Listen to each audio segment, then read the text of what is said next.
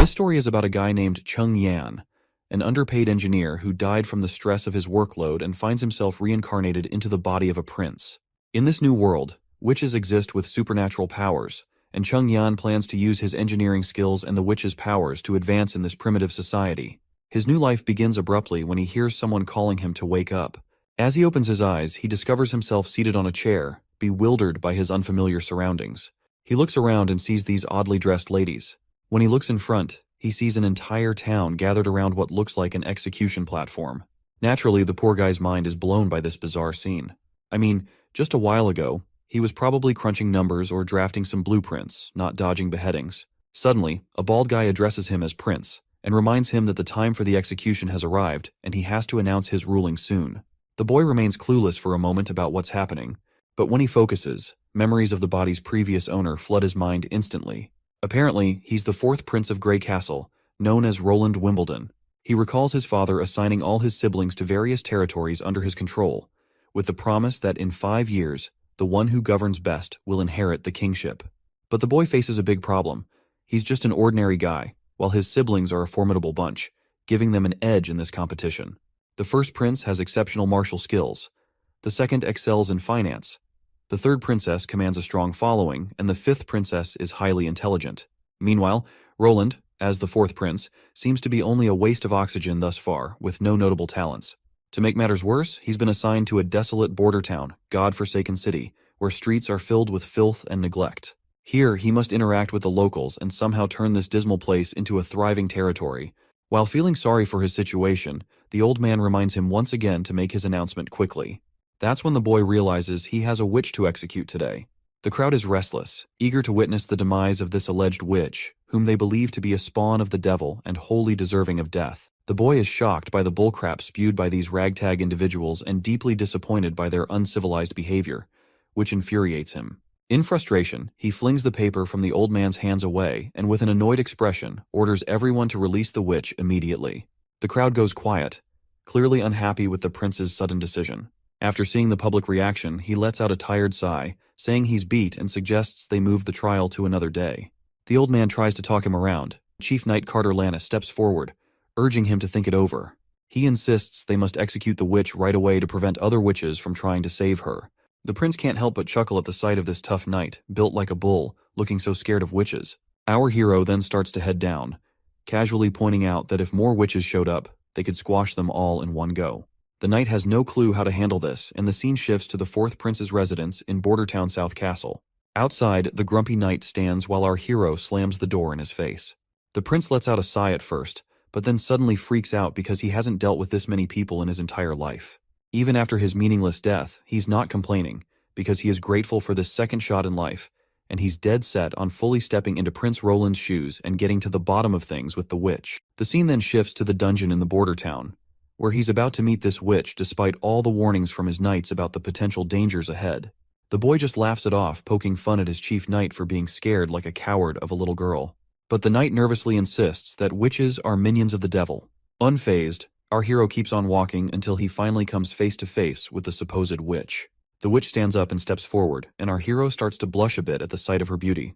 But his noisy knight immediately butts in, telling the prince to back off from the witch. Our hero just casually puts a reassuring hand on the knight's shoulder and steps forward again, asking the girl her name. Once again, the annoying loudmouth interrupts before they can even exchange pleasantries. Finally fed up with the knight's constant yammering, our hero gives the shiny armored guy a gentle bonk on the head out of frustration and tells him to stay the heck away while he's talking. Turning back to the girl, our hero asks if she's cool with sharing her name. She decides to spill the beans. Turns out her old man was working in the mines when a cave-in trapped him. Some greedy miner tried to loot his stuff in the chaos. She rallied the neighbors to help free her dad, but her uncle had to throw down with that Baldy McShine. Just as he was about to finish her uncle off, she intervened. She extended her hand and unintentionally did something she never wanted to do. The man burned to crisp, leaving nothing but ashes. This was the day her neighbors labeled her the evil witch, even though she begged them not to spill her secret about witchcraft. And the worst part of this sob story is that her own dad ratted her out. Then this same old consultant guy shows up and suggests our hero just roast the lady before she pulls anything sketchy. But my guy tells him to chill because he's curious to see this witchcraft in action. The lady's baffled that someone actually wants her to unleash her powers, but our hero's all cool about it, pushing her to just go for it. She reminds him that her powers are blocked by this locket around her neck, and asks if he's really up for her taking it off, warning him she might cause chaos. But then he grabs the locket chain, breaks it, and tosses the locket away like it's nothing. "Show us your damn powers already," he tells her. And so, the fire starts to crackle around her, and this macabre dance of flames just leaves our hero's eyes wide open, and the entire prison cell lights up with the light. The prince freaks out while the woman casually strolls out after melting the prison bars. The knight bolts in the opposite direction, but our guy is just blown away by her fiery powers. Finally, he gets why his consultant said fire can't touch her, because she's basically fire herself. Once the flames die down, the former engineer in him sparks with a genius idea. He's not about to waste such epic magic without using it to revolutionize things.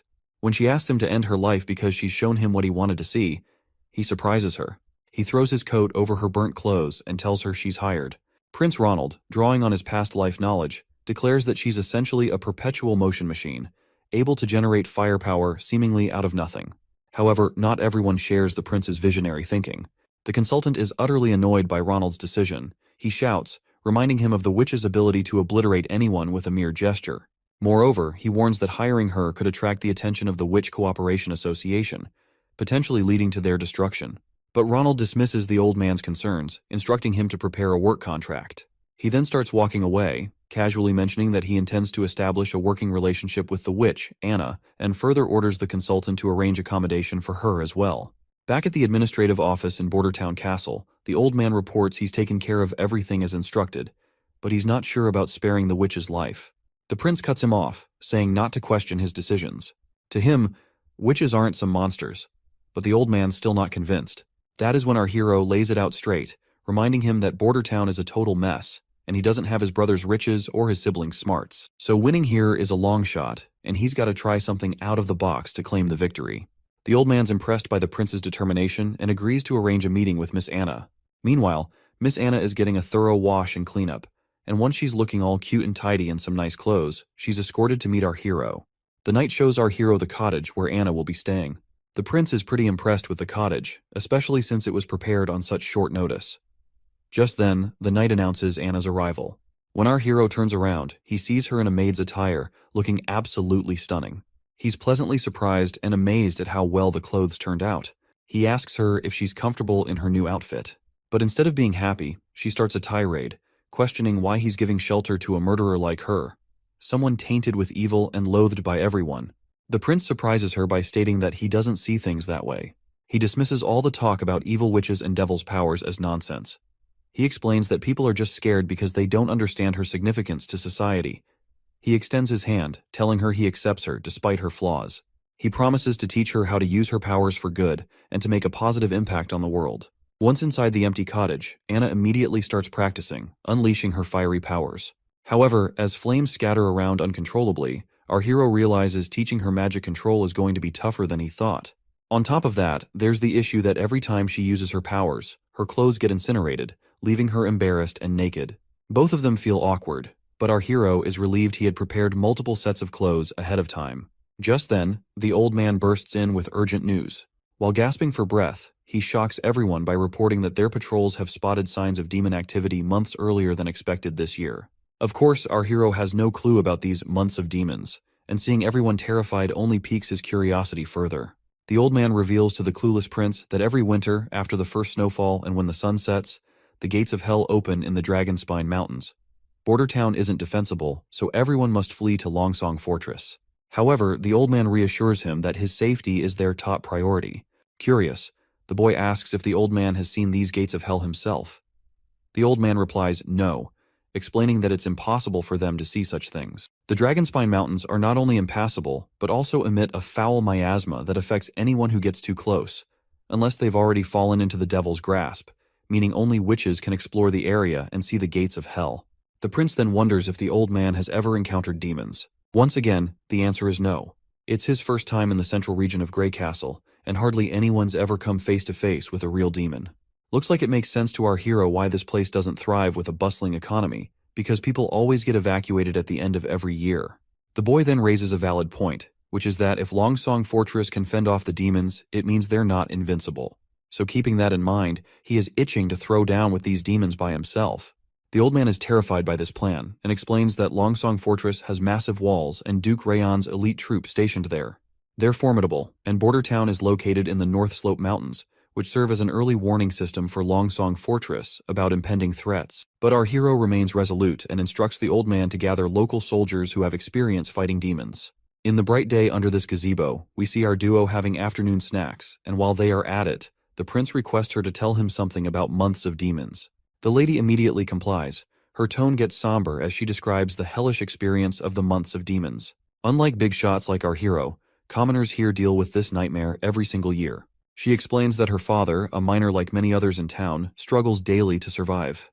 When the months of demons begin, the people of Border Town send their year's mining production to Longsong Fortress in exchange for next year's rations and some gold royals. During this time, everyone takes shelter at Longsong Fortress until winter passes. One year, the months of demons lasted a brutal 4 months straight. City officials at Longsong Fortress said the ore they produced in autumn could only buy 3 months' worth of food. The 4th month's supply had to wait for new ore. But the months of demons lasted another extra month, which trapped the people inside the fortress.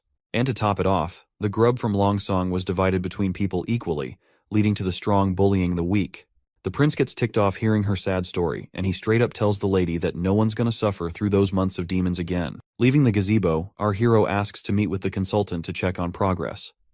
The scene shifts to the Border Town Administrative Office, where Consultant Baroff has brought 3 folks. 2 are soldiers, big shots in charge of the Border Town Patrol and lighting the beacon every year. The 3rd is a hunter who claims he's faced demons before, even bagging one himself. At first, one of the scared soldiers stumbles through his words in front of the prince, muttering gibberish that makes no sense. The prince then nudges the other soldier to speak up. The other one then explains that the demons used to be regular critters in the forest, but the evil miasma turned them into savage beasts. They're tough, but still killable. Once the months of demons wrap up, Longsong Fortress sends out cavalry to mop up any stragglers in the area. That's when the hunter slams his fist on the ground like he's showing off, boasting that those monsters are as easy as slicing cucumbers with his sword, and he's taken down 2 already. The big guy then drops to his knees before our prince. The consultant introduces the hunter as Iron Axe, saying there's gossip he's so tall because of his giant monster blood in his veins from the Mojin clan. Our hero asks him straight up if his stories are true. Iron Axe nods confidently, saying he's already killed a demonic boar and a wolf type. Iron Axe explains how hunters categorize demons. As the guard mentioned, these critters started out as regular animals but went berserk after they got a taste of hell miasma, and which is why they're such a pain. The wolf type is sneaky and lightning fast, and the wild boar has a tough back which is so thick that even crossbows struggle to pierce it. The prince quickly realizes that these demons are essentially animals, but with enhanced traits. The hunter agrees, saying they don't pose much of a threat. However, he gets serious when discussing hybrid types, calling them the true spawn of the devil. He explains that these monsters are horrifying creations that only hell could concoct. Describing one hybrid, the hunter mentions it had the body and legs of a rugged beast, but also sported huge wings for short-distance flight. What's more, its senses were keen, always pinpointing its prey no matter how well hidden. The hunter barely survived by diving into the Redwater River before losing consciousness. It seems our hero can handle the regular monsters with big walls, but he's stumped on how to deal with those that can fly. He then asks his knight if those hybrid demon types are supposed to be rare, and the knight nods firmly, saying during any months of demons, you'll usually get 2 or 3 of those bad boys popping up. It's enough to give Longsong Fortress a serious headache. The boy finally connects the dots. With a bang on the table, he announces he's staying put in Border Town for the winter. Everyone's jaws drop at his decision, and the knight scrambles to convince him they're outnumbered by monsters. Our hero fires back, suggesting they build a wall from the foot of North Slope Mountain to the Redwater River. But the knight ain't buying it, and waves it off as a pipe dream, saying it'd take them a lifetime to build such a wall. My guy leans back, telling the knight to chill. He promises if he can't get the wall up fast, he'll retreat like everyone else, because he is not about to throw his life away in this place either. The riled-up knight finally calms down, pleading his loyalty to save our hero at any costs. At the bustling gray castle port of Clearwater, we catch a glimpse of the 3rd princess. She remarks on the chilly ocean breeze, signaling winter's approach, then turns to her knight, Rayon, asking about the return of their black sail fleet. He assures her they should be back at port in 3 days if all goes well. The princess notes this is their last expedition of the year and hopes it brings some nice surprises. Back in the palace, the knight wonders how she was already geared up for the throne competition her father sprung on them. She admits she didn't see it coming, but she figures it's all about paving the way for the king's favorite son to take the throne. Still, She laughs it off, saying being good at running things doesn't automatically mean the second son will win. She tells her knight to dig deeper and understand why she's sending out the Black Sail Fleet on this big expedition. After mulling it over, the knight realizes her fleet isn't just about making money, it's about gaining serious influence and power. Since launching the Black Sail plan, she's rounded up skilled sailors, tough fighters, and key allies to back her play. This is Garcia Wimbledon, the third princess of Grey Castle. She is using smarts and strategy to secure her shot at the throne. The princess then asks about how their plot to off the fourth prince went down. The knight sighs and says there's been no word from the border, meaning their poison plan probably flopped and the spies they sent to do the job are missing in action. She figures her little bro must have wasted no time offing those spies once they got caught. Looks like the poison actually did its job and killed the fourth prince, but our hero just happened to swap into his body, which is why they think their poison plan tanked. She's now planning to kill the hero once he seeks refuge in Longsong Fortress, and tells her knight to sit tight until then. She also snarks that since the poison didn't do squat, it means that Snake Enbies, who sold them that stuff, was lying about it being colorless and tasteless. And as punishment for deceiving the third princess, she suggests her knight to hang that liar immediately. It's quite funny how she's about to drop the hammer on their reliable poison guy, even though the fourth prince really did kick the bucket from that poison. The next scene shows us Anna setting in the landscape of greenery, and there we meet her teacher Carl, who asks her what she is reading today. Is it poetry, or perhaps history of their church? The girl greets her teacher, and before she can say anything, her innocent image shatters before his eyes. He is left staring with wide eyes, and the next scene takes him to a rowdy crowd accusing his disciple of being a witch and the reincarnation of the devil. Seeing her hanging there, he slaps his hands over his face, jolting awake in his office. Once he's finally awake, he breathes heavily, haunted by the vision of Anna's hanging. He believes that if even a pure-hearted girl like Anna could be called evil, then those greedy administrative officials of Grey Castle must be true demons, born from the depths of hell. He angrily expresses that if they hadn't switched to lower-quality stones just to save a few hundred gold, the theater would never have collapsed, and those innocent victims would still be alive. In his eyes, those corrupt individuals are the ones who truly deserve to be hanged for their heinous acts and corruption. Sadly, this country didn't administer proper punishment to them. Instead, the blame fell unfairly on innocent stonemasons, resulting in harsh taxes, rampant inequality, little rule of law, and even labeling a curious and innocent girl as a demon and sending her cruelly to the gallows. He appeals to God for help in punishing these deserving evil people. Suddenly, there's a knock on the door, and when he opens it, he finds one of his young students, Nana, looking really worried and anxious. The little girl timidly asks if she's going to end up like Anna, hanged. The man quickly reassures her with a pat on the head, promising to protect her no matter what. He strolls through town, thoughts swirling about how the powerful have mistreated the innocent while he stood by. Determined to act this time, he vows not to let another girl suffer like Anna did. His attention is then drawn to a commotion at the town square. People are gathered around the quest board, where they're reading a notice posted by the fourth prince. It calls for workers for construction jobs in the border areas, gravel workers, stonemasons, and more. The notice details everything the applicants need to know. The teacher's eyes widen in shock as he sees the notice signed and stamped with our hero's name. That's when he remembers our hero, the fourth prince. He's heard rumors about the prince having all sorts of unique ideas and a personality that's totally different from everyone else. The prince also doesn't seem to be a big fan of the church, which gives the teacher a bit of hope. But right now, he's worried that supporting Anna, who is a witch, might get him labeled as a witch sympathizer and land him on the gallows as well. He's banking on the idea that if the prince hates the church enough, maybe he also hates their strict laws. That's the only way he sees to protect other girls from facing the church's severe punishments for being witches. We're back with our hero again, and his knight is questioning him about the dimensions of the wall he plans to build. Our hero says it'll be 15 feet tall and 6 feet wide, enough for 4 people to stand side by side on top. The knight then mentions they'll need to dig a trench as deep as a person is tall to stabilize such a massive structure. With the wall being 15 feet tall and 6 feet wide at the top, the base width will need to be doubled for stability. Even with 350 craftsmen working simultaneously on digging and building, they can only promise to finish before next year's months of demons. The prince curiously asks what the main challenge will be, which is taking such a long time. The knight explains that the real issue lies in laying the wall itself. They'll have to carefully select and polish each rock to ensure they fit together properly. Otherwise, the wall won't hold up well. The prince decides to move ahead with his knight's plan to dig the trench and build the wall at the same time.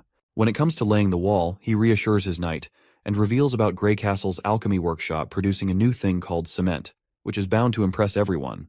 Naturally, the knight is all ears, because he has never heard of something known as cement in his entire life. In the next scene, we're outside the cement kiln room at Border Town, where we see both of them standing outside of the cottage. The prince explains to us that making cement is pretty straightforward because the raw materials are plentiful here. But the real trick lies in getting the calcination temperature just right. Sadly, he can't recall the exact temperature needed, and there's no way to measure it precisely in this world. Suddenly, the cottage door swings open, revealing Anna. Before the prince steps inside, our hero tells his knight to hang back.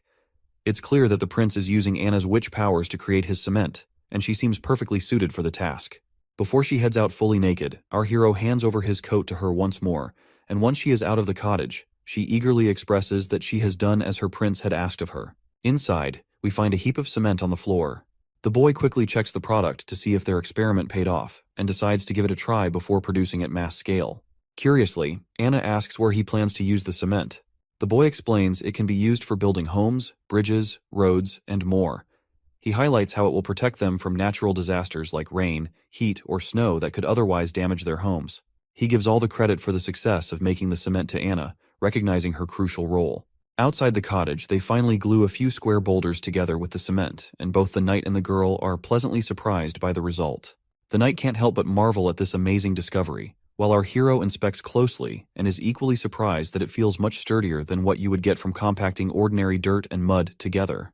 The knight even tries to pry the boulders apart, but despite exerting all his force, he can't seem to budge them, let alone unstick them. The prince reminds his knight that he's been underestimating things because this stuff is better made than he originally thought. The knight is also amazed by this fascinating invention of sticky stuff that turns into solid rock in no time.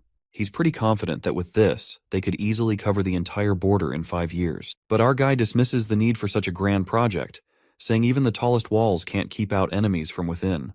Their first enemy is the fight against natural disasters to ensure their people don't end up homeless. He's determined to prove to the world that witches are humanity's most productive asset. From the next day in the cottage, the prince got down to mass-producing cement with the help of the workers who responded to the recruitment notice. They hustled to gather essential ingredients and supplies, giving Anna some well-deserved rest. Meanwhile, the prince kicked off the excavation for the city wall's foundation between the North Slope Mountain and the Redwater River. However, things didn't go as smoothly as expected. The knight was impressed that the prince personally visited the construction site and gave the workers a pep talk at the North Slope. He noted their dedication, but the prince grinned sheepishly, admitting that despite their efforts, all they managed to dig was a rough trench at the North Slope, a makeshift drainage ditch rather than the sturdy foundation needed for a city wall. Even though our hero used to geek out over mechanical blueprints, paired with his civil engineer buddy, they made quite the geeky duo. But now, tackling these civil project details is way beyond his expertise, and he's itching for a pro in the field to brainstorm ideas with. Interrupting his moment of contemplation, the consultant points out that a stonemason has responded to their recruitment notice, claiming to have been a member of the Grey Castle Mason Guild. The prince immediately recognizes the guild as a prominent organization in the country, though he's heard they were disbanded due to a construction accident. He then shrugs it off, pointing out that risks are always present in this line of work. He is eager to secure highly talented individuals, and instructs his consultant to bring the stonemason to see him. The next scene takes us to Roland's administrative office in Bordertown. Our hero lounges at his desk, idly passing the time, while Anna sits nearby, absorbed in a book. Finally, the knight arrives with the person our hero has been eager to meet. To our surprise, it's none other than the teacher who had been fretting about his little witches. Before the teacher can start extolling the prince, our hero cuts in, waving off the formalities and telling him to relax. When the teacher's gaze falls upon Anna, he looks completely bewildered, his mind clearly spinning. Meanwhile, both our hero and the knight are totally dumbfounded to see this unexpected meet and greet. Sensing potential trouble, the prince quickly directs the knight to block the door. The knight immediately follows the command, positioning himself at the entrance, ready to not let this threatening man go away. Our hero finds it hard to believe that a random craftsman could end up being a neighbor of Anna. But then, the teacher suddenly falls to his knees, pleading for forgiveness from Anna for not helping her in the times she needed him the most. That is when it becomes clear to the prince that this man poses no threat to her after all. Anna also recognizes her teacher immediately. The prince then instructs the man to stand and demands an explanation about his relationship with Anna. The man immediately pulls himself together and quickly apologizes for causing a scene. He then introduces himself as Carl Van Bate, a former member of the Mason Guild turned teacher in the border town. He reveals that Anna was once his student. Carl further points out that he doesn't really understand why our hero would spare Anna's life. Perhaps he wants her as his lover, but he isn't complaining since being beheaded is still better than being a prince's side chick. Carl is further relieved to see that our hero doesn't believe in witches being incarnations of the devil. After explaining everything thoroughly to the prince, The man further mentions that there's another talented girl like Anna, whom he would like our hero to also keep hidden here in the palace. The prince gladly gives this teacher the green light to bring her here, promising no harm will come to her if she truly is a witch. However, he can't simply take her away from her family, especially since they aren't directly threatening her at the moment. Our guy bursts into happiness inwardly, looking forward to meeting this next witch and discovering her formidable abilities, though outwardly he remains composed and calm. The prince clarifies that he didn't save the girl out of kindness, but because he needs her help. He doesn't believe in those nonsensical tales that portray witch powers as evil. Instead, he sees them as valuable gifts if handled wisely and used responsibly. So whether it's Anna, this other girl Nana, or any other witch, as long as they haven't committed actual crimes, he won't presume them guilty in any way. Once that's out of the way, our hero finally gets down to business and asks the man if he's ever helped build in Grey Castle Town. The man nods enthusiastically, saying he's had plenty of experience. The prince then lays out his plan to erect a wall between the foot of the North Slope Mountain and the Redwater River to keep those demonic critters at bay. From now on, this guy's in charge of the whole project. In the next scene, we're in Roland's Palace Gardens in Border Town, where Nana finally pays our hero a visit. She looks a bit nervous at first glance. When the little girl asks if she's really seeing Prince Roland Wimbledon, the prince grins and confirms it's him in the flesh. Nana lights up and introduces herself as Nana Pine. Without missing a beat, Nana dashes over to Anna and starts playing with her like they've been sisters forever. The prince wondering these girls are really young, and yet they are a talented bunch, so he is really looking forward to see what future have store in for them. The boy then turns to the little girl, reminding her that her teacher mentioned she's awakened as a witch. The girl asks if he's going to execute her, but the boy quickly says no, explaining that only criminals with a rap sheet end up facing the gallows or a beheading. The girl insists she's possessed by a devil, which her teacher also confirmed. Anna gives her a reassuring pat on the head, while our hero asks when she first noticed something was up.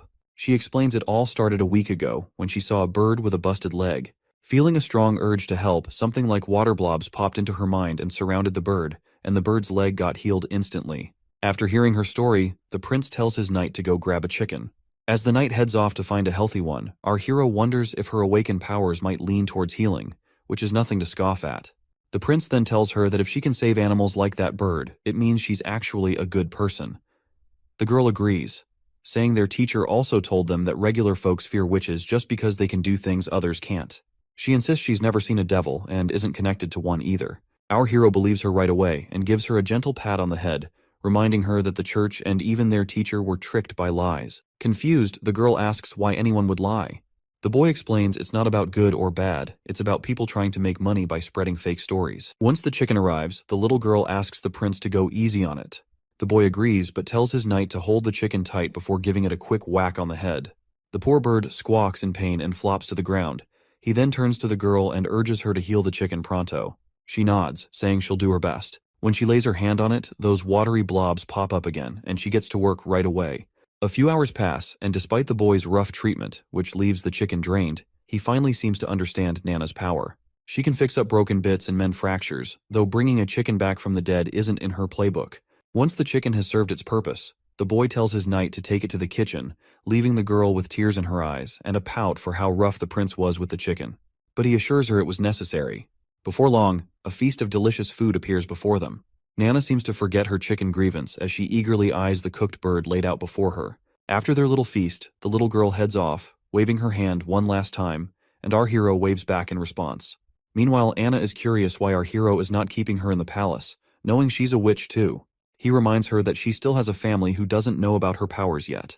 But Anna worries it's only a matter of time before her parents find out and exile her. He agrees, but reassures her that as long as her abilities remain secret, she should cherish the time with her parents.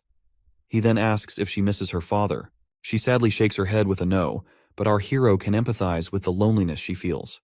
To ease her mind, he promises that Nana will come daily to practice magic with her so she won't feel alone, and further vows to give both girls the ordinary life they desire. And he means every word. Back in the castle, our hero's been feeling kinda boring ever since Carl Van Bate took charge of the wall construction. He's taken to having a tea party every afternoon while teaching the girls how to work their magic. Every now and then, he checks on the city wall's progress at the foot of the North Slope Mountain, always impressed by how much better it's going than expected. But then, the consultant shows up with some not-so-great news. He points out that hiring all those craftsmen and laborers has been super expensive, and all that cash is coming straight out of our hero's pocket. At this rate, the steward's worried they won't have enough money left by spring. Our hero officially starts to panic, realizing that he is freaking screwed. A moment later, while he's brainstorming ideas to get out of this financial mess, the old man finds it strange how much the prince has changed lately, as if he's become a completely different person. Back in the day, this guy knew nothing but the pleasures of life, and the only reason this old man sticks with our hero is because the king has promised him the position of Minister of Finance once the throne competition is over. When he first rolled into Border Town, he wasn't planning on running the place, nor was he gunning for the throne. He let down all the nobles and dumped all the responsibilities on the old man's lap. But ever since he rescued that witch, the prince has done a complete 180. The prince is now handling things with more thought and dealing with stuff like it's his second nature. He even talks to the old man in this grown-up tone that's seriously creeping the old dude out, making him wonder if the prince got possessed by a devil or something. But the old man brushes it off, saying if the prince were really possessed, he wouldn't have casually snagged that godforsaken retribution locket. Cut to the scene back at the port in Border Town. Two nobles and this redhead guy, who looks like some ambassador, are shooting the breeze. The guy in glasses reminds the ambassador they last swung by a year ago and gripes that the town's still a desolate pile of rocks. The redhead pipes up, correcting him that it was just 6 months back. He mentions how every season Duke randomly sends someone new here. He remembers visiting last summer, when besides rocks, there were all kinds of fancy furs floating around. When he is about to spill something juicy, he decides to keep it under wraps for some reason, and instead, he focuses on Border Town's potential. He suggests that although it's currently just a fortress outpost, if they set up a solid defense line here, all the land between Border Town and the fortress could be put to good use. Suddenly, the guy in glasses freaks out, pointing out that the stockpile is empty and Border Town was supposed to have their ore ready today. Looks like these visitors are here to collect ore before the demon months hit, offering shelter for the Border Town in return.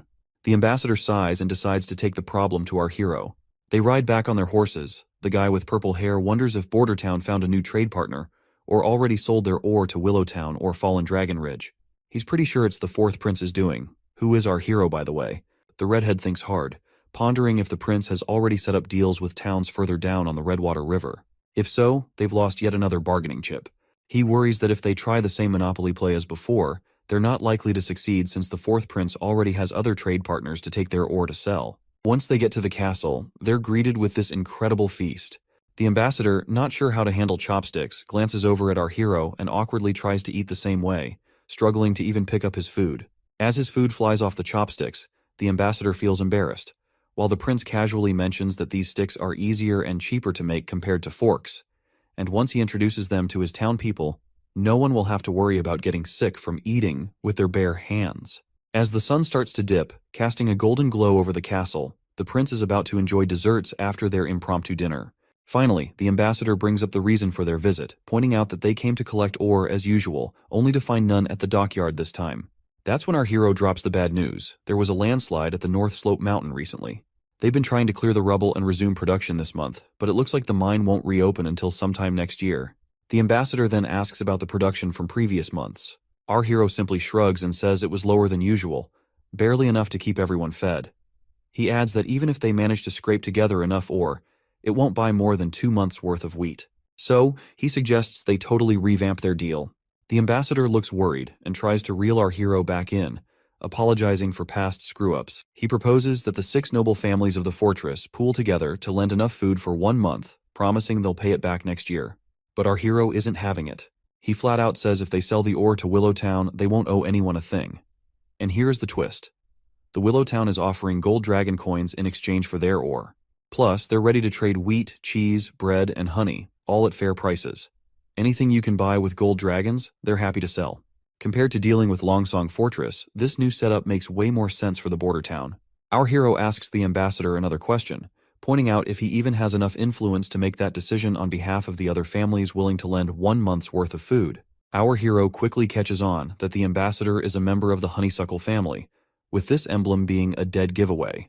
The prince acknowledges that the ambassador might be from one of the 6 families, but questions whether he can really convince Duke Ryan and the others to agree, or if he can guarantee it.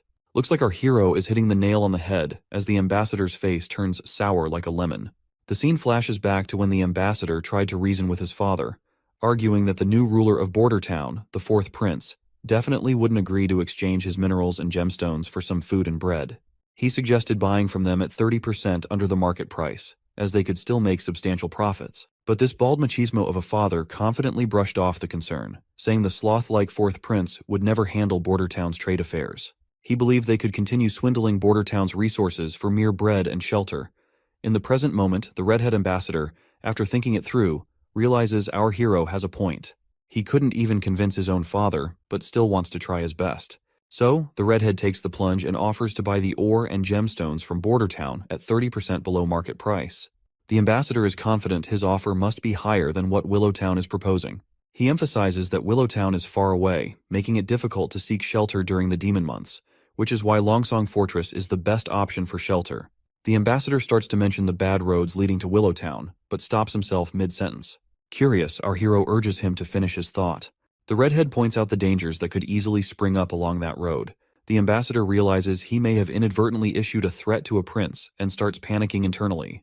Our hero just chuckles, dispelling the redhead's confusion, and explains that he never intended to seek refuge in Willowtown in the first place. That bombshell catches the redhead off guard, and he really throws the ambassador for a loop by making it crystal clear he's not going anywhere, not to Longsong Fortress or anywhere else. The prince goes on to explain that Border Town isn't just going to be some outpost anymore. It's going to be a full-fledged part of Grey Castle Kingdom. He's pumped to show off the brand new city walls stretching all the way from the North Slope Mountains to the Redwater River. The redhead's jaw practically hits the floor, and he double-checks with our hero if he heard right. The boy nods firmly, stressing they're putting up this wall right here in Border Town to keep those demons at bay. The redhead's mind flashes back to some fancy banquet where nobles were roasting our prince for starting construction projects just as the demon months were rolling in. Everyone had a good laugh at what they thought was our hero's cluelessness. At first, the redhead figured it was all just rich folks teasing each other for kicks. He never imagined our prince was serious about this whole wall thing. What's really mind-boggling is how our prince, known for chasing pleasure and not much else, is suddenly taking charge of something so massive. The redhead, freaking out a bit, assures our hero that once he's back at the fortress, he'll try to hash things out with the 6 noble families, hoping it'll all swing in our hero's favor. Now it's smack dab in the middle of the night, and our hero's feeling bummed that nightlife in this backwoods world is non-existent. People here hit the bed early unless they're up for clapping some cheeks. Even though he could easily bring someone over to liven up his night, he's got morals and won't stoop to anything sketchy. Out of the blue, someone sneaks up on our hero from behind. He spins around to find a woman in a robe singing his praises for handling the ambassador with brains, hinting the prince isn't all about the party life after all. Turns out she's an assassin, but our hero doesn't waste a second before trying to dash out of the room.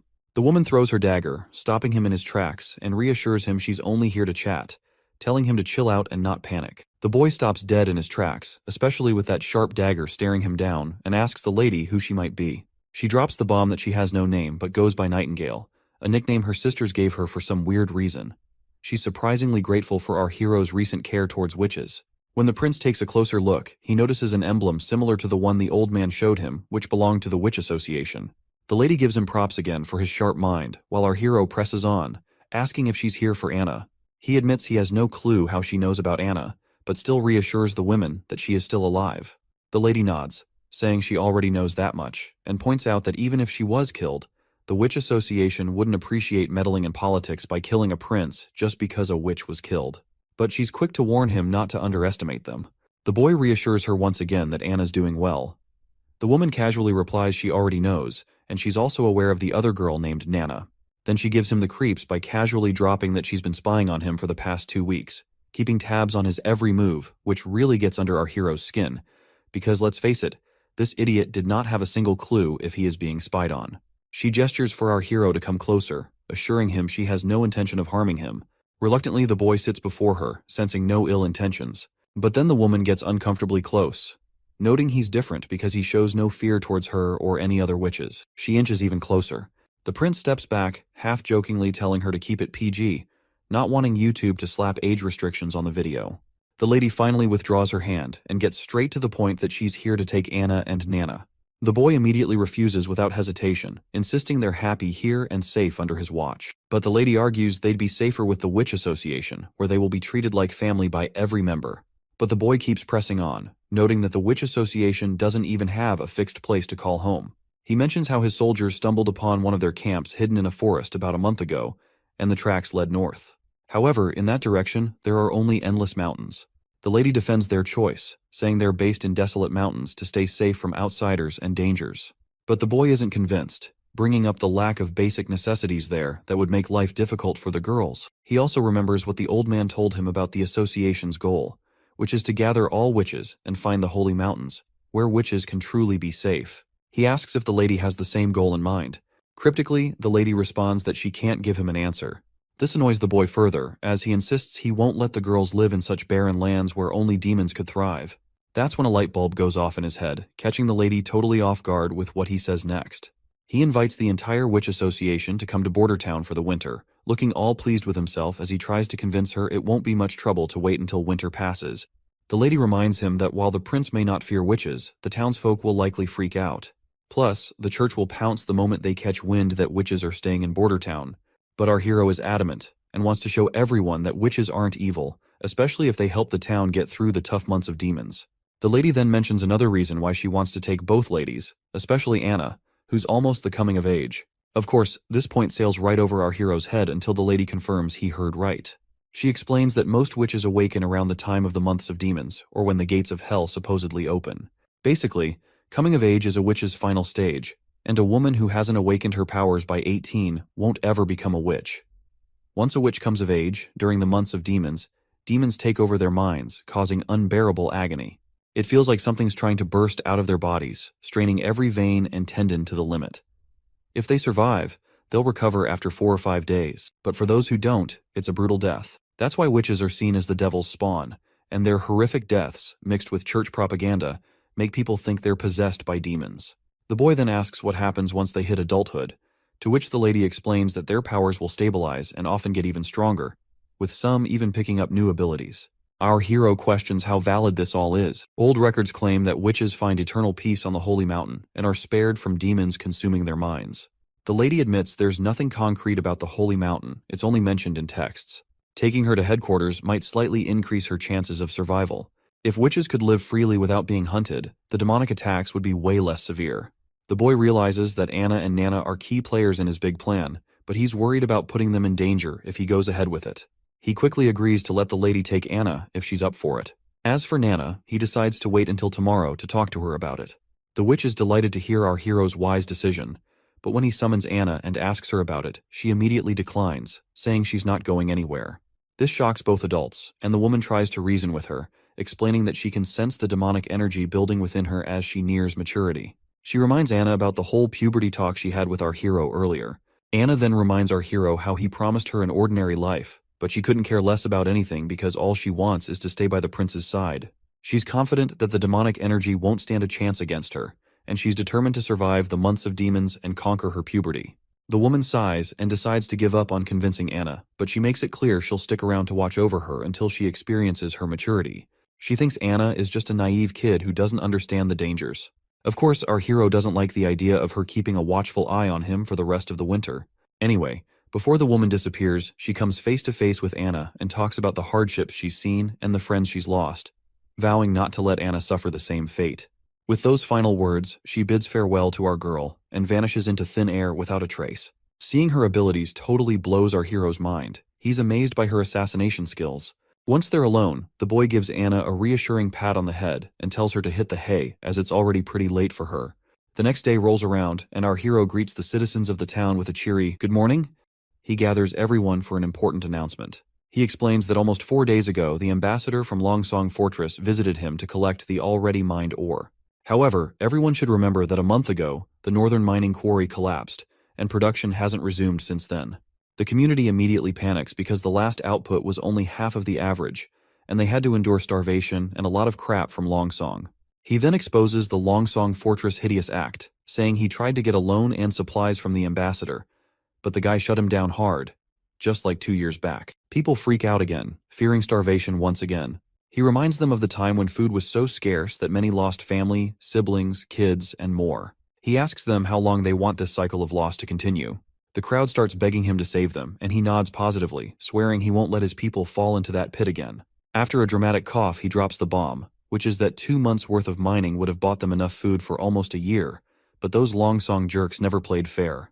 The whole crowd starts to seethe at Longsong Fortress for taking advantage like that. So, our hero explains that he traded his stones for a bunch of food from Willowtown, enough to keep everyone fed through the winter. Just as folks start celebrating and feeling relieved, he puts a pause on the party vibes.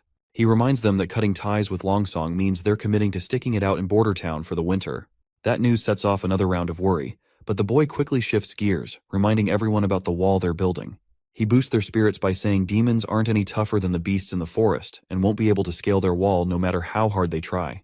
Then he gives them a choice: either seek refuge to starve in Longsong Fortress or stand with him to protect their families.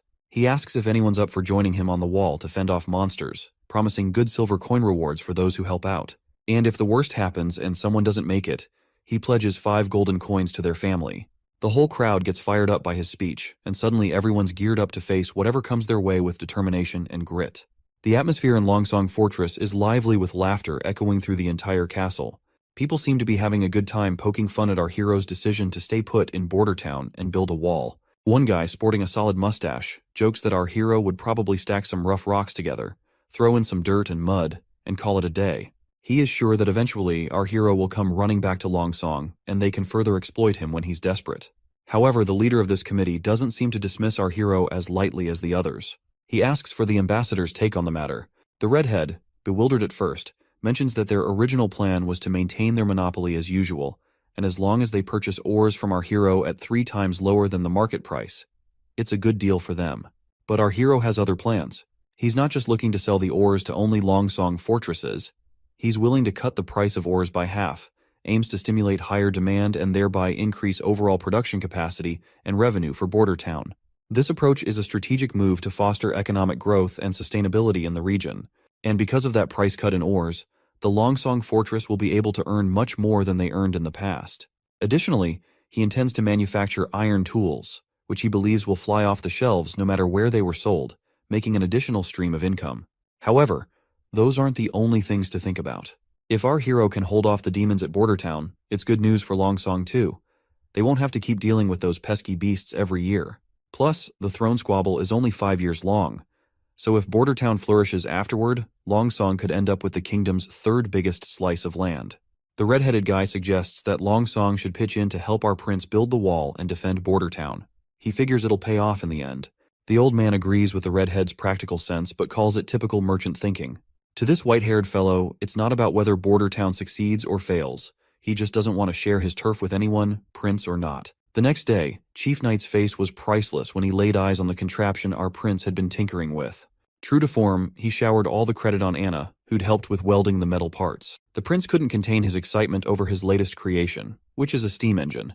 He hugged his beautiful invention tightly, seeing it as the first step towards ushering humanity into an industrial revolution fueled by a new energy source. 5 minutes later, the knight still looked baffled, trying to wrap his head around how the machine worked. When Anna fired up the furnace below, the cogs and gears started turning, and soon enough, the wheel began spinning faster and faster. Watching the mechanical parts move left the knight completely awestruck. It was his first glimpse of the natural power the prince had been talking about, which is a force equal to the strength of 10 knights combined, and this innovation promised to save a ton of manual and animal labor. Training a knight took 15 years, but building a contraption like this stove only took 3 days. The knight found it fascinating that it didn't need feeding, didn't care about weather, and was impervious to arrows or blades. Seeing this, he started to wonder if traditional knights were even necessary in a world with such machines. The boy was totally stoked to see his farming game jump forward by a few hundred years. Later that night, our hero swung open his bedroom door and found the assassin lady once again, deep into studying the blueprints he'd made. He gave her a bit of a hard time for spying on him and just waltzing into his room unannounced. But the lady just chuckles, pointing out how the 4th prince was rumored to be a total flop with a lousy personality, yet his inventions were master class. She wondered if those blueprints were for the stove he'd cooked up recently, but the boy was feeling kinda down and out, watching her toy with his secret plans he had kept locked up tight in his office. Seeing her impressed, he attributes all of the credit to Anna once again, and explains that the machine could be used for anything needing a lot of muscle, like getting stuff around or making stuff. The lady smiles upon hearing this, and lets our boy know that she'll be keeping these blueprints, since there are many witches in the association who can make good use of firepower. As she tucks them into her robe, the idiot's eyes accidentally drift over her cleavage, and he stumbles over his words in embarrassment, telling her he didn't give permission for that. She just smirks and says she already has something as payment, tossing a document at him she pulled from her chest. The boy eagerly grabbed it and tore it open, only to find it addressed to his servant Tyre. The letter sternly instructed Tyre not to repeat the same mistake and was ordered to eliminate the prince during the months of demons.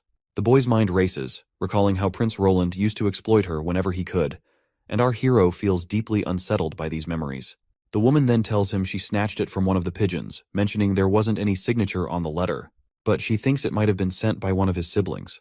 So she asks if he's cool with her digging deeper to find out who's behind these orders. He gives her the go-ahead, and she strikes a respectful pose, saying she'll be taking the blueprints as payment. The next day, he's still hung up on last night's letter when the knight shows up.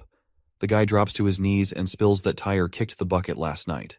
Apparently, she took a tumble from her balcony, and there weren't any signs of a struggle, and the guards swear they didn't see anyone come or go. The boy's visibly bummed out and tells the knight to have the head servant handle the situation. Once the knight had left the room, our hero called the assassin lady back, and she showed up right on cue. She quickly spilled the beans that the servant had killed herself the moment she laid eyes on her. The boy couldn't hide his disappointment, muttering that he figured she'd know how to handle such things. The lady countered, saying she had tied Tyre with ropes up tight, but the wily servant had stashed poison in her fake tooth, and once she died out of poison, she threw the servant from the balcony to make it look like an accident.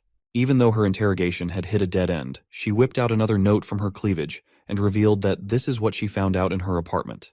With a sly grin, she points out that the sender called Tyre Big Sister and mentioned a seaside view a lot. She hints that there's a chance the third princess from Clearwater Port might be the one pulling the strings. She suspects Princess Garcia Wimbledon might be holding Tyre's family hostage, using her as a pawn to eliminate our hero. Judging by how Tyre chose to end things, it seems she was trained for years before being assigned here. The boy feels deeply disappointed that his own siblings are so quick to eliminate each other for the crown. Suddenly, the woman leans in close to our hero's ear and whispers that she has to go because someone is coming their way. The boy blushes a bit, maybe catching a peek of her assets straining against her shirt, before she disappears into thin air. Just then, the old consul shows up with some good news. A bunch of folks have volunteered to take on the demons during the demon months.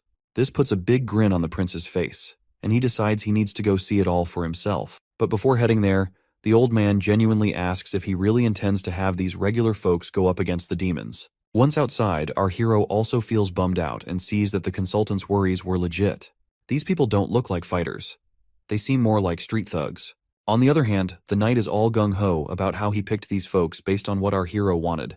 But looking at these poor souls with their frail bodies, it's clear this knight totally missed the mark. The prince just facepalms himself, and it seems like our hero expected a lot from people who barely scrape by. Even the consultant suggests considering other recruits instead of these commoners. But our hero seems dead set on using them anyway, as if he has cracked the code already. Our hero believes that it's all about people power when it comes to building a strong army, whether they're wielding medieval swords or modern tech. The knight suggests starting sword training tomorrow, but our hero waves it off.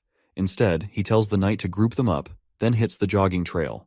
He also tells him to bring that iron axe hunter from earlier in tow, and suggests the knight to sit tight and enjoy the show. By noon, the hunters joined our hero's cause. But the knight's not exactly thrilled with this new training approach. Coming from a family steeped in warrior tradition, he doesn't get why these folks are getting rewarded with eggs just for standing around all morning, especially since eggs are pricey as hell. Once again, our hero tells him to chill and enjoy the show. Like, he already knows you can't whip up a top-notch army in a few medieval months, and he is not after muscle-bound brutes who can tear enemies apart with their bare hands. All he wants is disciplined soldiers.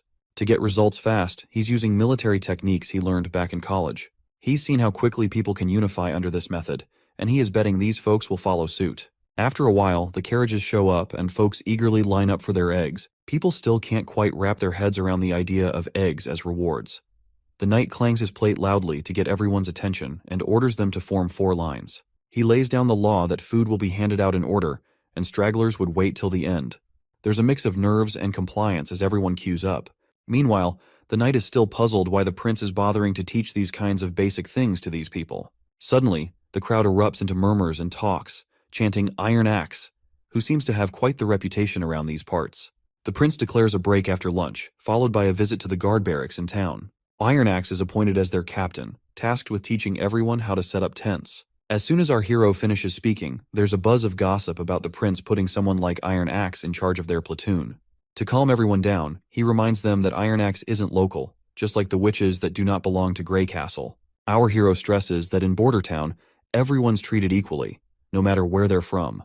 As long as they're not criminals, they're welcome here. The prince unrolls a ridiculously long sheet, longer than your average grocery list, and tells the chief knight to pay more attention to these rules than to who gets to be captain. He stresses that everyone needs to memorize and stick to these rules if they want their usual egg during meals. The chief knight scratches his head at the idea of visiting Teacher Carl after dinner, wondering aloud how reading and writing will help fight demons. But the prince brushes off his concerns and says a well-educated army is always more effective. According to him, history has proven this point many times. Next up, we're at City Hall in Bordertown. There we see our hero stagger out of his room, still half asleep. Suddenly, Nightingale pops up out of nowhere and teases him about his newfound habit of sleeping a lot lately. It seems she has also helped herself by eating some of our hero's breakfast. Of course, the boy does not seem to be really happy to see her eating his breakfast and coming inside without his permission. He then starts wondering aloud if she was never taught to be more subtle around royalty. As he takes his seat, the lady adopts a respectful posture and asks if she's being polite enough. Then she casually mentions she knows the prince isn't into all that fancy, unnecessary politeness. The boy finds himself startled to see that she seems to know what he exactly prefers. He sighs and tells her to just eat the whole breakfast so he can at least ask for another serving. She dives into the food while the prince starts flipping through his new blueprints. The lady then curiously asks why he's been ordering so much ice-ons lately, because it's already dead of the winter, and if our hero wants to make his whiskey cool, he can simply put his drink outside. Seeing his wide-open order book, Prince Ronald realizes that she must have seen everything he has been ordering lately. So, he spills the beans that he's trying to make cheese, and to do that, he needs things to stay below freezing. While the girl praises our hero for his clever ideas, inside our hero's mind, we discover he just fed her a lie about making cheese, because he is making something even more confidential, which he does not want to disclose to her, because he doesn't fully trust her like he does with Anna and Nana. He wants to gather more intel about her before revealing his true secrets. He is apparently focused on developing guns, which are easier to make than steam engines. He fears that if anyone discovers his methods, it could seriously derail his ambitious plans. Also, the ice-ons he ordered is basically known as saltpeter, a substance wealthy folks use to cool drinks in summer. And this name, ice-ons, is just a fancy name given by the nobles. But what's crucial is that saltpeter is a key ingredient in making gunpowder, adding another layer of secrecy to his activities. The boy then changes the conversation by asking if witches train assassins as well, aside from searching for the Holy Mountain.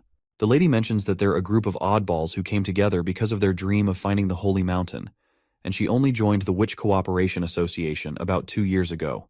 Hearing this, the boy asks if she worked for someone else before joining the association, and wonders if there are people who accept witches. Putting down her plate, the lady laughs at the idea, calling it ridiculous. Sadly, she reveals that if her previous owner had known she had become a witch, he wouldn't have let her through the front door. Furthermore, she admits that if she hadn't been useful to him later on, he would have disposed of her quietly and quickly.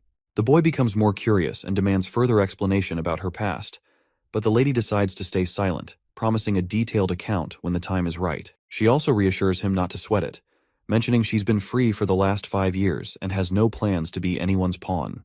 The boy stays quiet, looking kinda down, and 5 days breeze by since that chat.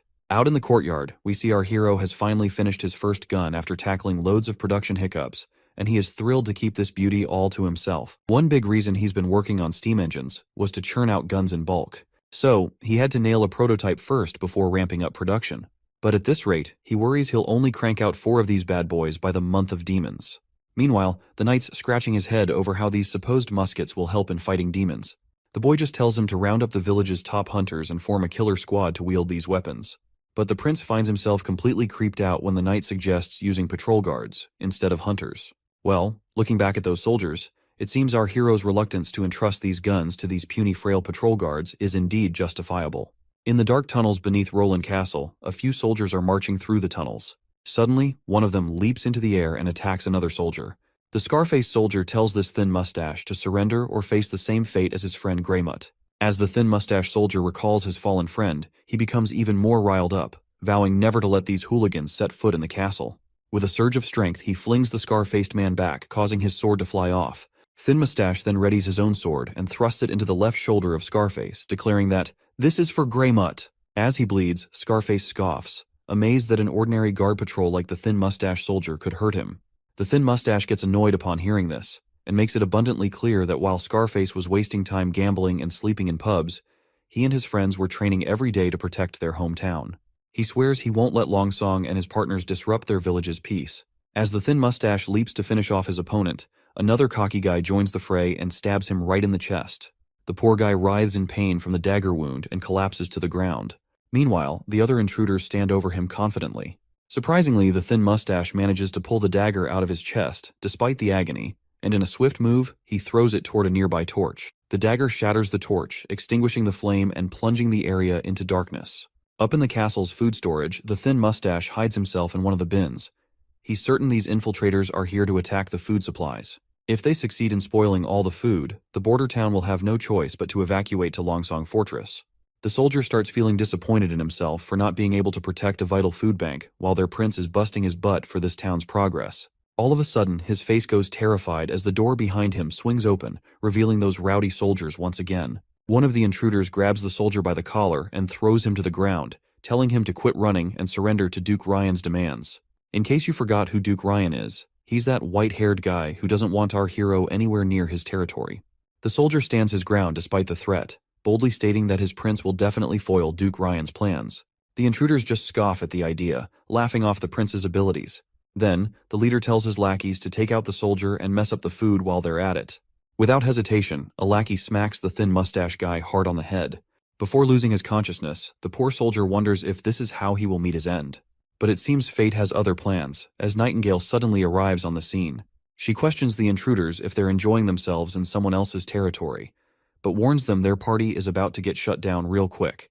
The intruders demand to know who she thinks she is. Nightingale coolly replies she's just a local from the border town. She questions why these clowns are here and suggests they look like sewer rats creeping out of the drains. Looks like those intruders do not realize how deep in shit they are, and their leader tells his crew to just take down this mysterious lady.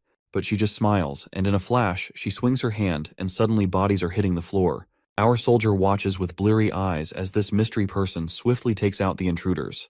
Before he can even figure out who she is, he drifts off into unconsciousness. The next day rolls around, and we find the intruders' bodies scattered in the food storage. The knight inspecting the scene is scratching his head. He's trying to piece together who could have taken out these guys. He knows the thin mustache guy couldn't have done it with his injuries. The most likely scenario is some outsider jumped in without needing any backup. Their moves were so slick, the enemies didn't stand a chance. And there's no mess left behind. No blood or barrels knocked over. Not even a scratch in the place. Suddenly, he's thinking there must be someone with serious sword skills around. He starts feeling proud of his clan's history and their knack for knightly arts. The soldier gives his report. The autopsies are done, and they've identified the corpses. 8 were from our town's guard, and 1's still a mystery. The chief knight asks about the survivors. The soldier says Captain Brian's getting special healing, but Scarface got tossed in the dungeon and locked up. The knight tells the soldier to wake Scarface pronto for interrogation. Meanwhile, the prince feels annoyed that he hasn't made any real progress yet, and these guys are already trying to bring him down. But he's thankful Nightingale swooped in and saved the day. Nightingale reassures him that those intruders couldn't have gotten to him anyway, with Anna sleeping right under his floor. That's when the prince gets an idea. He proposes that Nightingale become his secret bodyguard, offering her a gig that pays better than Anna's.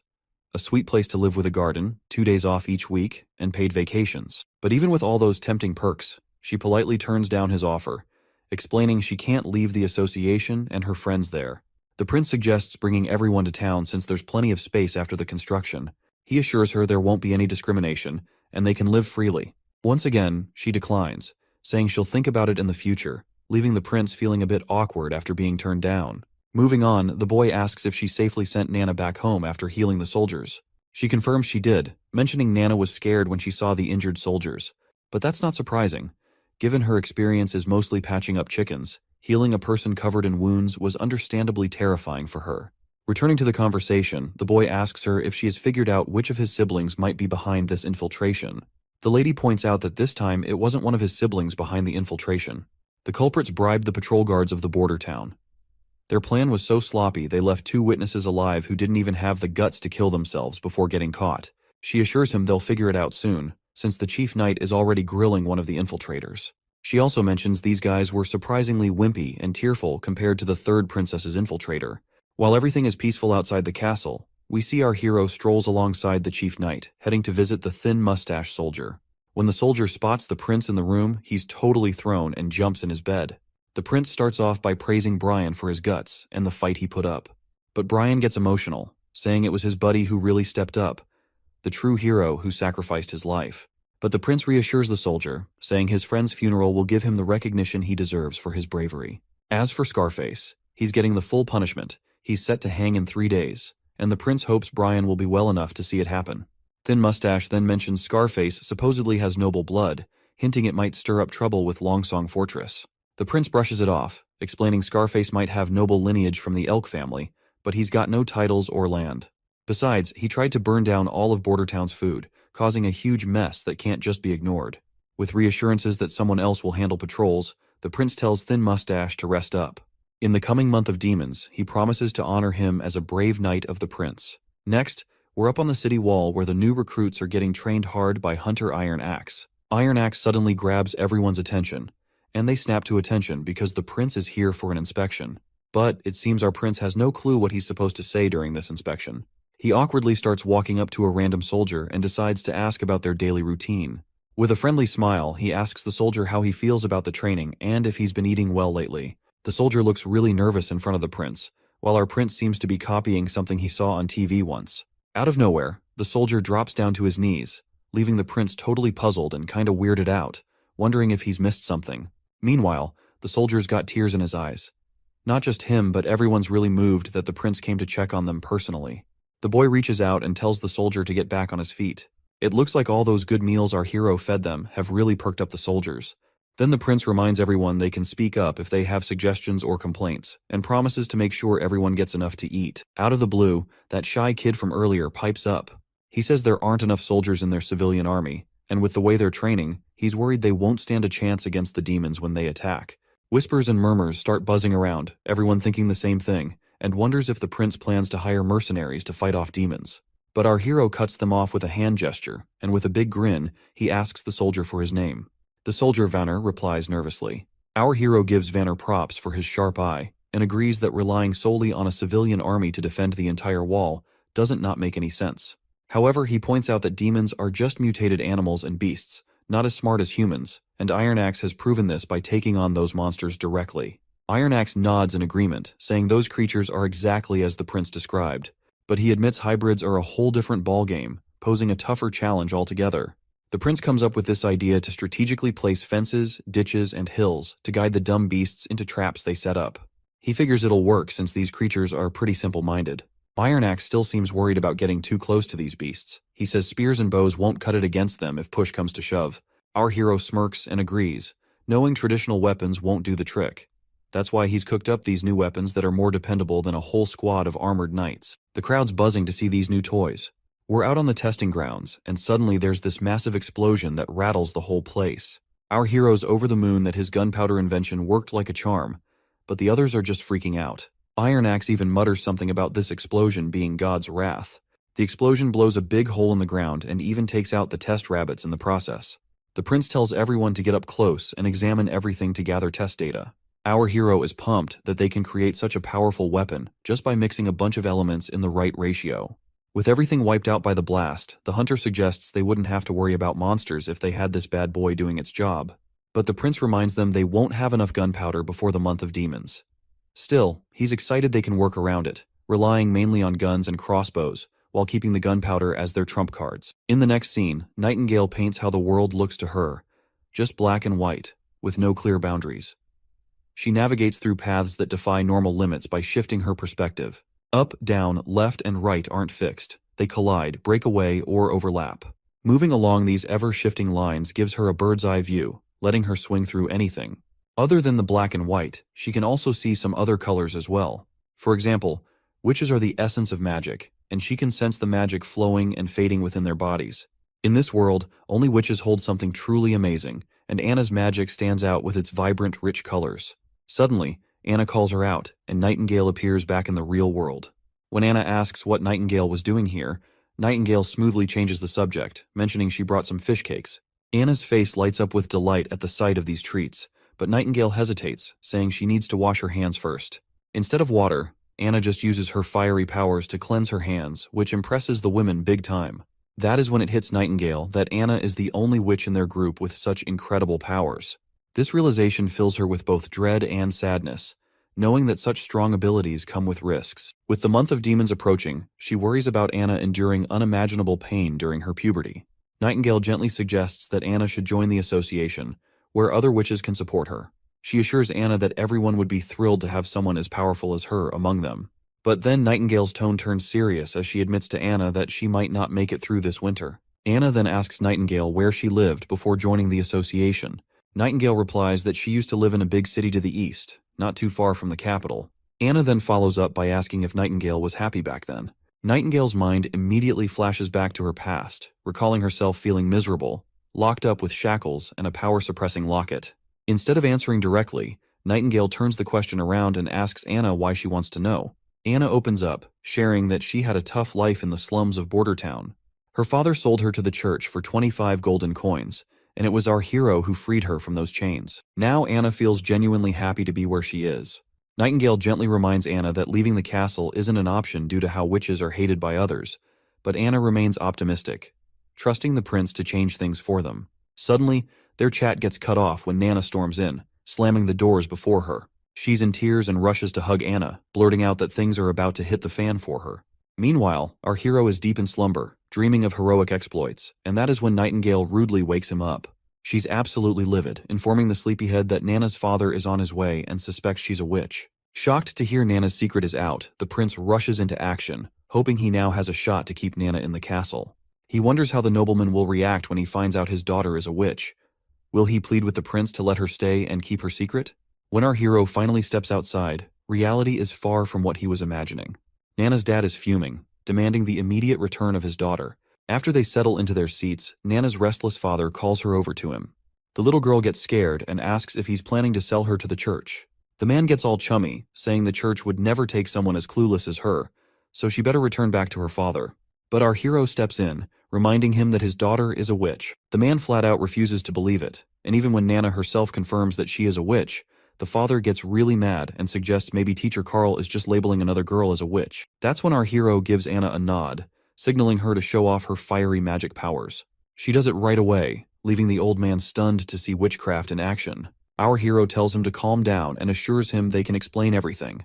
Eventually, the father starts to understand that his daughter is just here to practice her witch powers after all. But our hero feels creeped out by the implication that her father was thinking of him as a pedophile for calling little girls into the castle. The boy then gets down to business, pointing out that Nana has healing abilities that could be invaluable in Border Town during the months of demons, to aid in healing the injured. However, the dawning father, Mr. Pine, politely declines, concerned for his daughter's safety if she stays here. Our hero reveals that opportunities often come with dangers, mentioning that from what he's heard, Nana's grandfather and Mr. Pine's father were courageous knights. The Pine family's noble lineage comes from their grandfather's heroic deeds. Mr. Pine agrees, and proudly recalls how his father once faced down an incredibly powerful demon and actually defeated it. He even has the demon's massive horn hanging over his fireplace to prove it. But then our hero points out how the Pine family is not as prestigious as it was before. Pine family is just a working-class citizens now, to which the father sadly admits. He then notices Pine's rough, calloused hands, proof that Mr. Pine hasn't given up on his warrior spirit and still trains daily to sharpen his sword skills. So, he cleverly suggests that Pine join in defending the border, promising to grant him enough land to become a true noble. Despite this tempting offer, Pine isn't willing to take the risk and prefers to send Nana to Longsong Fortress rather than see her in harm's way. Our hero reminds him that Longsong Fortress isn't as safe as Border Town. The church has eyes and ears everywhere there. If the truth about Nana gets out, not even he could protect her. He promises to prepare a small boat for a quick retreat to Longsong in case of trouble, ensuring Nana and Anna's safety. Finally, the old man puts his faith in the prince, nodding respectfully and pledging his loyalty to fight for our hero's cause. Everyone breathes a sigh of relief and smiles, but Anna pouts, showing her anger toward our hero for even considering sending her away. She makes it crystal clear that she's not going anywhere. The next day, the old constable shows up looking really worried that they've blown all their money on weapons and army training. He's fretting that if things keep going like this for a few more months, everyone's going to starve for sure. The boy facepalms himself and gives him permission to use his savings for their budget. The old man agrees but grumbles it won't solve their long-term problems.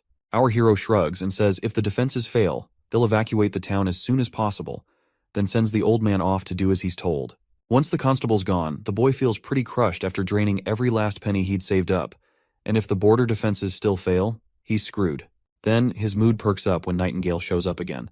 The woman immediately points out that he had lied to the old man about leaving the town. The prince immediately admits his lie, because he does not want to spread distress among the already terrified townspeople. Nightingale advises him to spend his time with Anna, instead of stressing over politics. She shares her fear that Anna might not be around much longer, but the boy insists she will survive, because she has promised to beat those demons at all costs. Nightingale wonders how he can trust a witch cursed by demons. The boy just shrugs and says he believes in her, and further points out that he also trusts Nightingale as well. The woman just stares at our hero's poker face and realizes he's not lying. He casually points out that he doesn't lie without a good reason. Suddenly, they hear a commotion outside.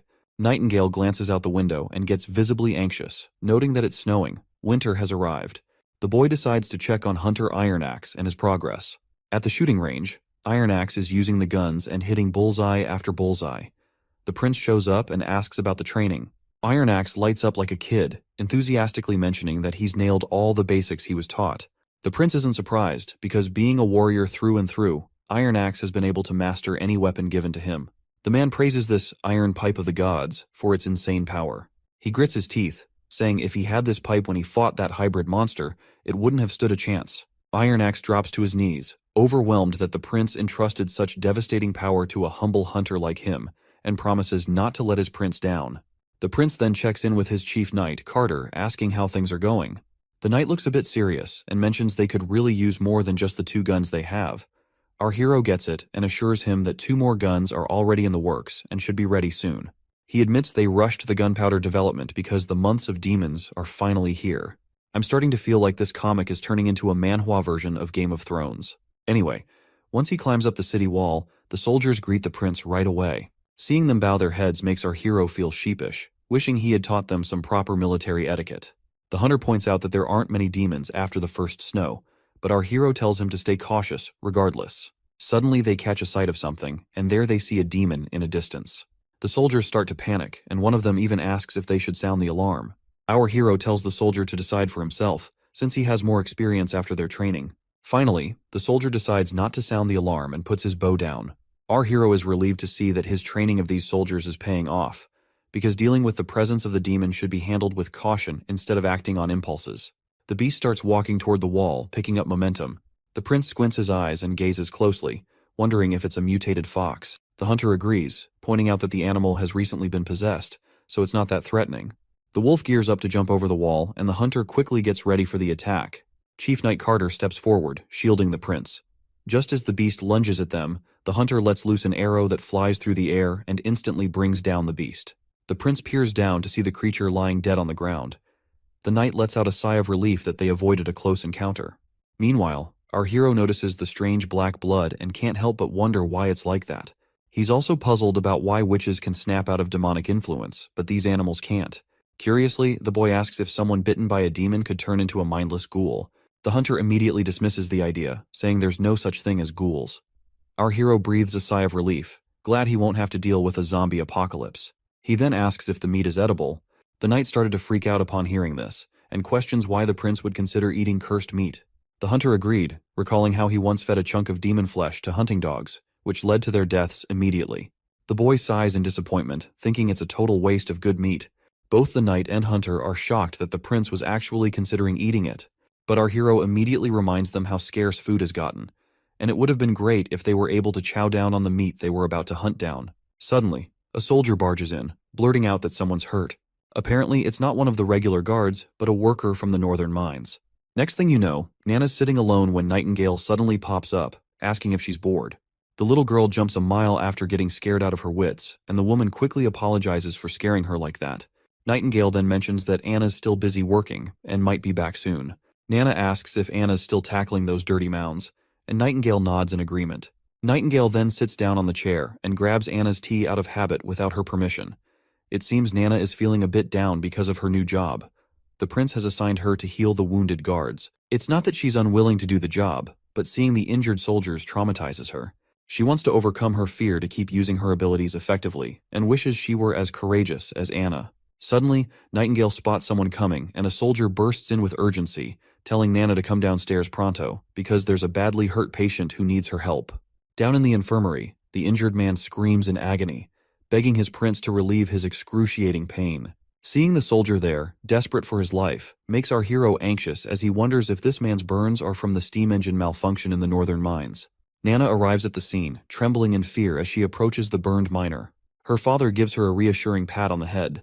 Nana gulps down her fears, calming herself immediately, and declares that she's ready to proceed. Once the curtains are drawn around her, she takes a deep breath, summons her magical ability, and begins healing the man.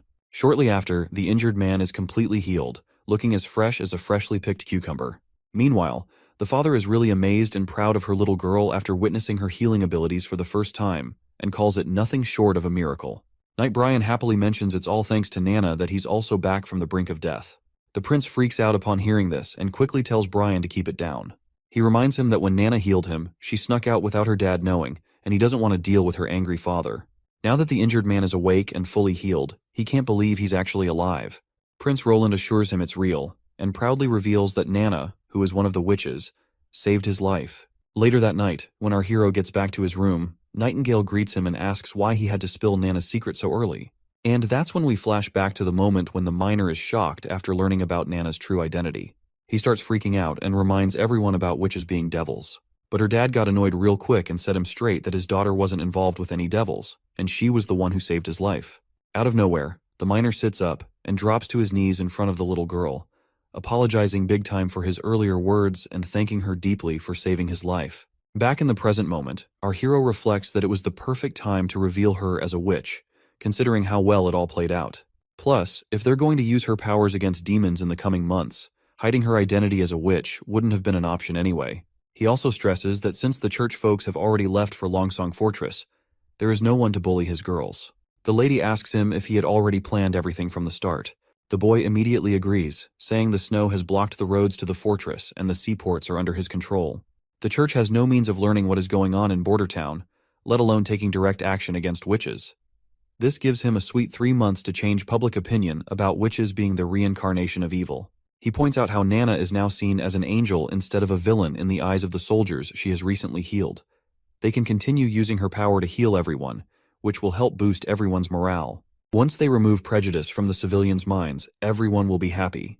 Nightingale has no clue what our hero is trying to achieve by all this, so she asks him why he is doing so much for the witches. Our hero reminds her once again that his border town does not discriminate by origin, and someone as loathed as witches should live on this land like every other person.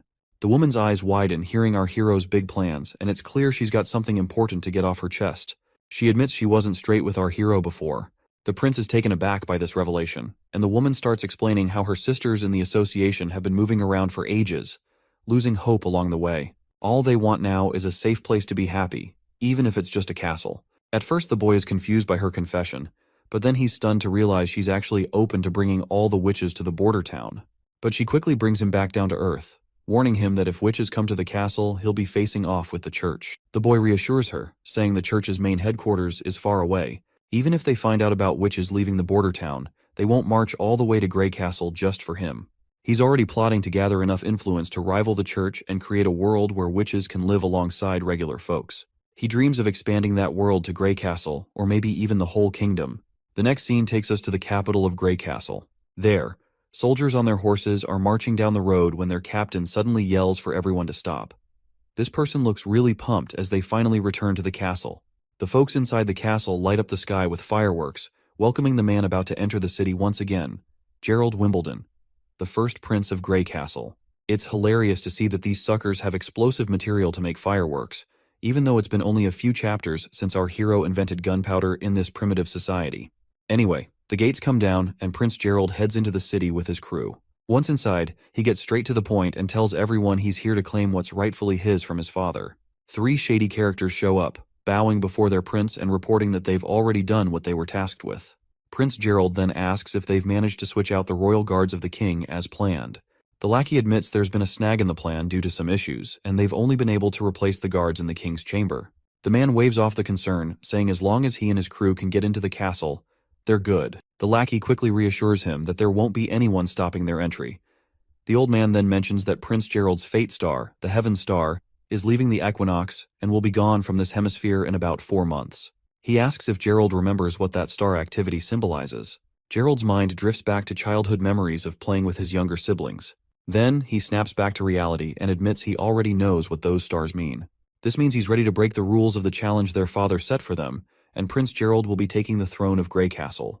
Outside the king's room, the prince catches a weird odor and asks his lackey about the strange smell of blood. The old guy explains that the king had called for a servant girl who noticed the staff change when she left, so they had to get rid of her. Seems like things are getting interesting because the king hasn't been around women since their mother passed away. As he's about to enter, the old man points out there's no guard patrol, making it easier to move around. The prince scoffs that he's not sneaking in like a rat. He's here proudly to discuss inheriting the throne with his father. But if talking fails, he'll try something else. He grips his sword and leans toward the door. The scent of blood just gets stronger. Once he takes a peek inside, he finds blood and smashes through the door. Inside, he discovers his brother standing there, and the third king of Grey Castle, Wimbledon, lies dead with a dagger in his chest. The assassin behind this is Timothy Wimbledon, the second prince of Grey Castle. Seeing his older brother, Timothy claims he didn't want to do it, but had no choice.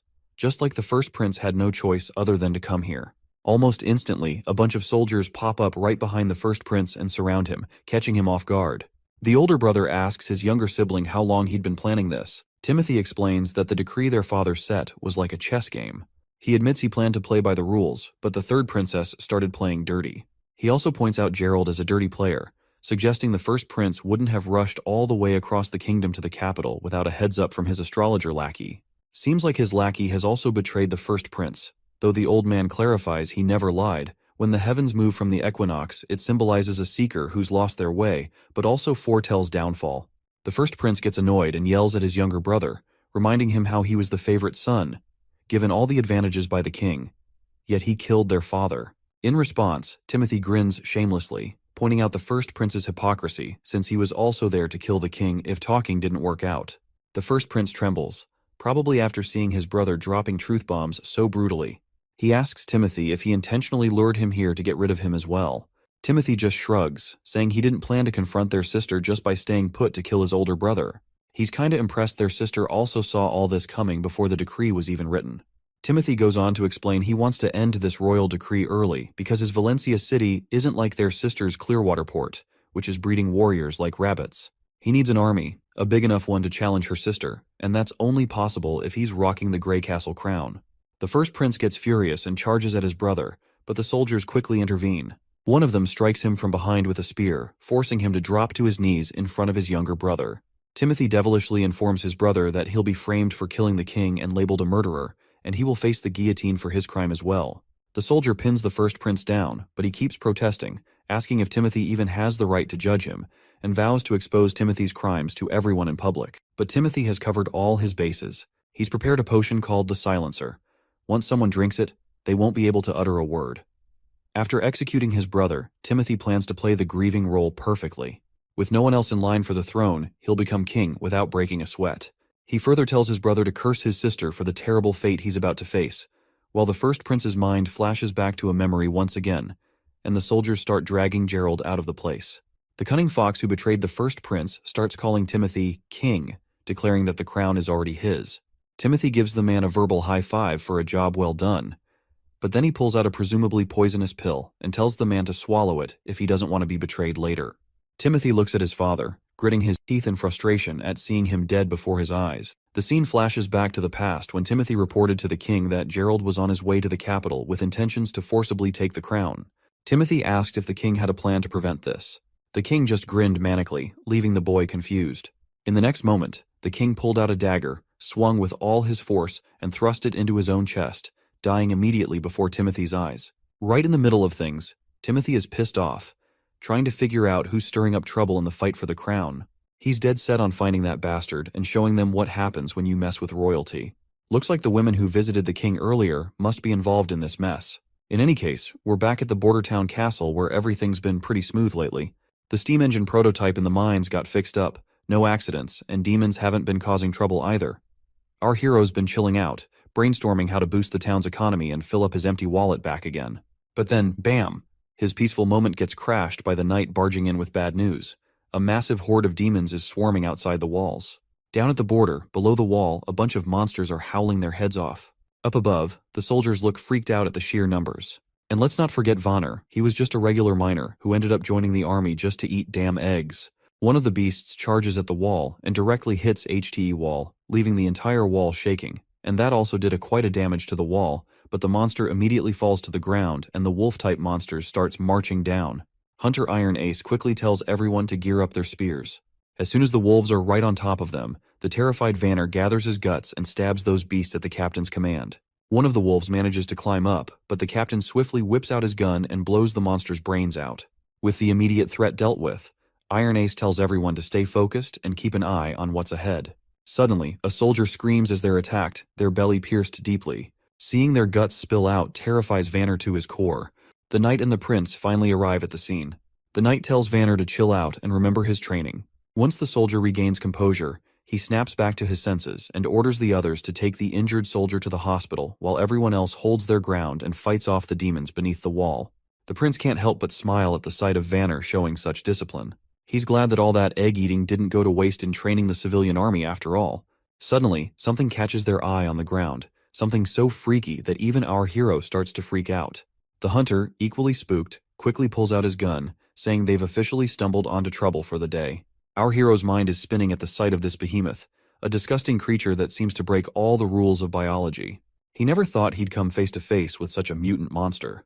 The soldiers rain arrows down on the behemoth, but it's like shooting toothpicks at a tank. The arrows just bounce off its thick, mountain-like shield. They look to their leader, asking what the heck they should do next. Meanwhile, the monster keeps stomping along, each step rattling the whole dang ground. Realizing they need more firepower, our hero tells his crew to get their muskets ready. When the monster gets close enough, they start blasting away, but it's about as effective as trying to stop a T-Rex with a water gun. The soldiers start freaking out when even the muskets can't do squat against this monster. The prince quickly tells them to chill and orders Vice Captain Vanner to round up some guys and grab dynamite from storage. After dishing out orders, he tries to get everyone to listen, but bam! The giant behemoth demolishes the wall they busted their butts to build. At this point, the prince is pretty darn sure they're screwed.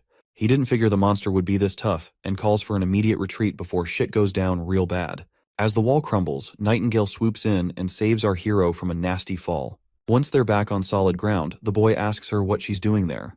She explains she came because she was worried, and now it looks like her worries were on point. She asks our hero how he plans to handle the monster. He assures her he's still got a trick up his sleeve, and right on cue, Vanner strolls back with dynamite in hand. Our hero jumps in, shouting at Vanner to light the fuse and chuck the dynamite under the monster's legs. Meanwhile, poor Vanner's freaking out in this life-or-death situation. Finally, he gets the fuse lit, plops the dynamite down, and bolts out of there while the fuse starts sizzling. Once that fuse burns down, boom! The whole place shakes with a massive explosion, hitting the monster square in the gut. Everyone starts busting out victory moves as they watch the monster crash lifelessly to the ground. The prince is grinning like he just aced a test. But their celebration is cut short when they spot more beasts roaring back at them, even though they're just regular old critters. But they are in numbers. The soldiers scramble to get their shields up, and our hero is standing there clueless and panicking. The boar suddenly lets out a roar and charges right at their group. One soldier, lying on the ground, can't believe his eyes as he sees this girl stepping into the fray. But this ain't just any girl, it's Anna, and she's no ordinary lady, and you better get that to your head. Anna stares down the monster, showing no fear. She taps into her powers and throws fire right at the boar. The flames hit the mark, roasting the boar alive. Our hero's jaw drops, totally caught off guard by what he's seeing. Our hero feels like a complete idiot for never thinking about Anna's role on the battlefield beyond her building and town projects. That's exactly why he kept her safe in the sickbay, to avoid any danger, and he has no clue how she got out of here. As one of Knight Brian drops down to his knees, he informs the prince that Miss Anna was worried about his safety and insisted on coming to the wall, and he was not able to stop her. Originally, our hero had planned to sway public opinion in favor of witches using Nana's abilities, and once more people accepted witches, our hero wanted to reveal Anna's existence publicly. But it seems like the cat is already out of the bag.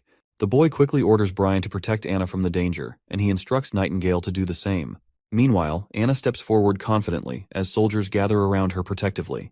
With a determined look, Anna raises her hands, flames flickering to life, and she creates a wall of fire in the hole in the wall, blocking the monsters from advancing any further. Our hero is completely shocked by the magnificence of Anna's fiery display, but monsters continue to emerge from the flames. That is when the boy locks eyes with Anna.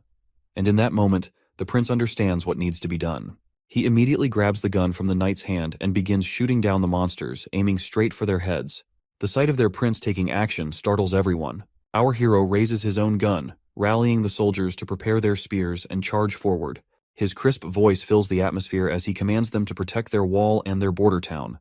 The crowd really gets fired up to protect their town, and everyone is ready to take those critters down. After a while, the last wolf standing takes a bunch of arrows and drops lifeless to the ground, finally letting the soldiers savor their victory.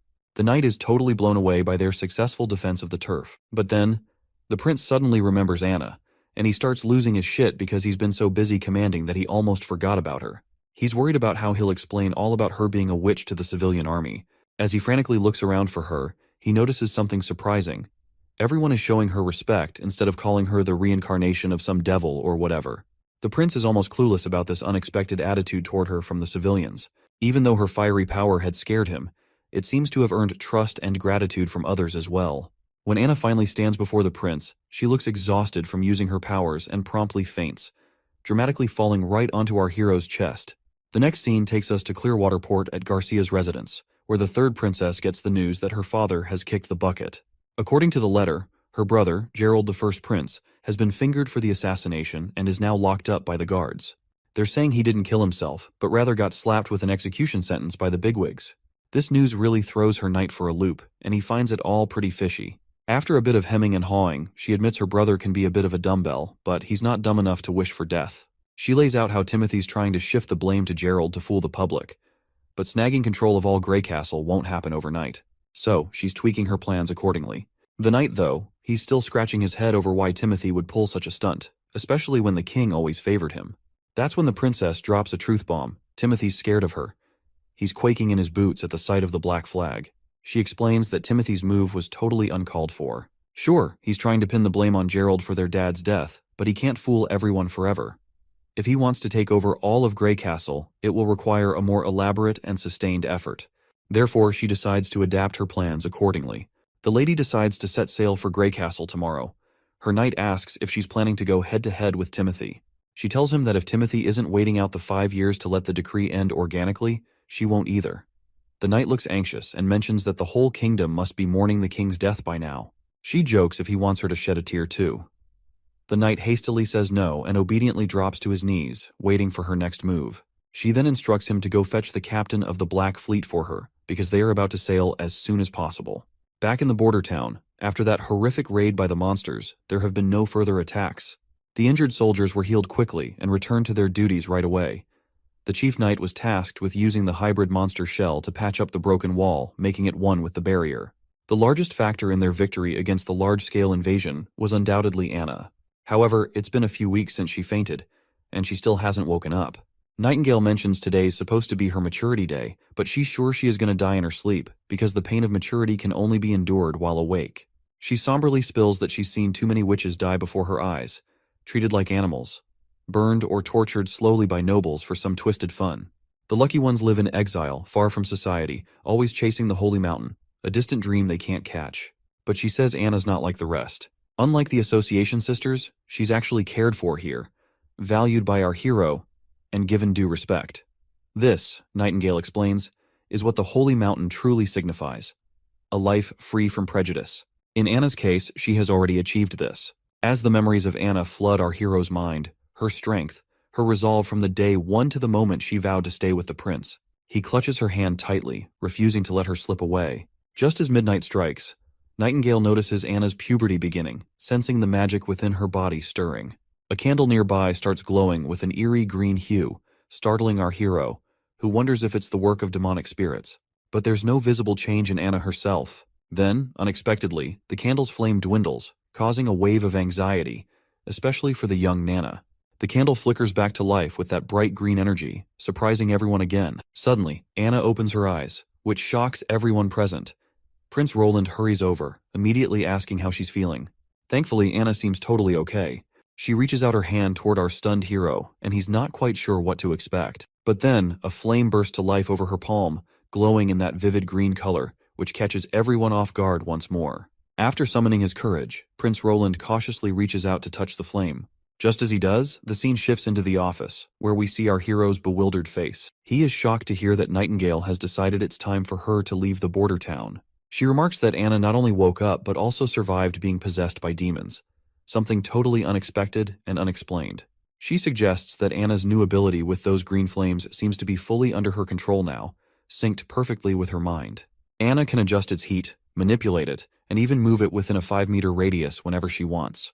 But she's still confused over how she dodged that painful experience, given her super strong magic. The guy figures maybe after she used up all her magic at the border, her magic tank was running on empty, which might have toned down the demon pain. You know, witches are all about magic stuff. Since witches gotta keep their powers hidden from the civilians, all that magic energy builds up inside them. So when they hit maturity, bam, it's like a pressure cooker of magic causing them agony. Nightingale nods along, seeing the logic in his theory, and decides she's got to jet back to the association pronto. Winter's coming, and there's going to be a bunch of witches hitting puberty soon. She vows to bring any survivors back here to Prince Roland's town, hoping he'll take care of them like he did with Anna. But Prince Roland tells her to stay put, maybe wait till the demons have stopped popping up and the weather settles down. Nightingale smirks, saying even getting to association a day early could save lives. Plus, she assures him the demons won't be able to detect her, so she's good to go. The prince then asks about her own awakening, to which the woman brushes it off, saying it's the start of spring and there's no need to worry since she has gotten used to the pain. Still, he advises her to take care on the road. Before disappearing, Nightingale pays her respects to Roland one last time and vanishes abruptly as usual. Her sudden disappearance leaves the prince unsettled because he's never been a fan of her habit of appearing and vanishing without warning. Sitting back, he sinks back into his thoughts, mulling over how if his theory about witches turns out to be true, it could be a game changer. He then looks over at his ridiculously long to-do list, realizing there's a mountain of tasks waiting for him. But just as he starts pondering where to begin, his consultant bursts in with urgent news. A messenger from Longsong Fortress has arrived. The ambassador seems unusually anxious, and the prince wonders if things are going south for Longsong Fortress. His eyes widen as he reads the message. The king has passed away. Redhead, the ambassador, quickly clarifies he's there under orders from Duke Rayan. The royal decree for the 5-year challenge has ended, and Majesty Timothy Wimbledon is now the new king of Grey Castle. The ambassador leaves our hero totally shocked when he reveals that Timothy wants to reward the Prince Roland with new territory and a new position. A moment later, the consultant expresses his grief over the king's death at the hands of the first prince and asks what they should do next. The prince reveals that everything about the situation seems too suspicious to believe, and he will decide after monitoring his two sisters' movements. He admits he doesn't know much about the fifth princess's motives, but he's sure she's not the type to take risks, so he wants to follow her lead. He's also certain that the capital will likely descend into chaos with this power shift, and their priority should be to safeguard their families. With that in mind, he tells his consultant to instruct the chief knight and all castle staff to write letters home.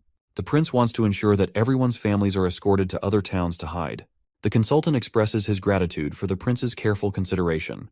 The prince also tells his consultant that he wants to stop exporting the town's metals and will only sell gems and rocks to Willowtown, as he wants to use the metals for himself to make more machinery. Additionally, he plans to incorporate more civilians into the army and train them accordingly. He feels smug as he considers the news that the ambassador brought a blessing in disguise. Roland is confident that as long as he hunkers down in Bordertown, someone will try to bite him, such as Duke Rayan from the Longsong Fortress. Once the months of demons pass, he is pretty sure that Duke Rayan will try to extend his influence across the western side of the kingdom under the new administration, and this is precisely what Roland wants. Industrialization is his priority, but what he lacks most is people.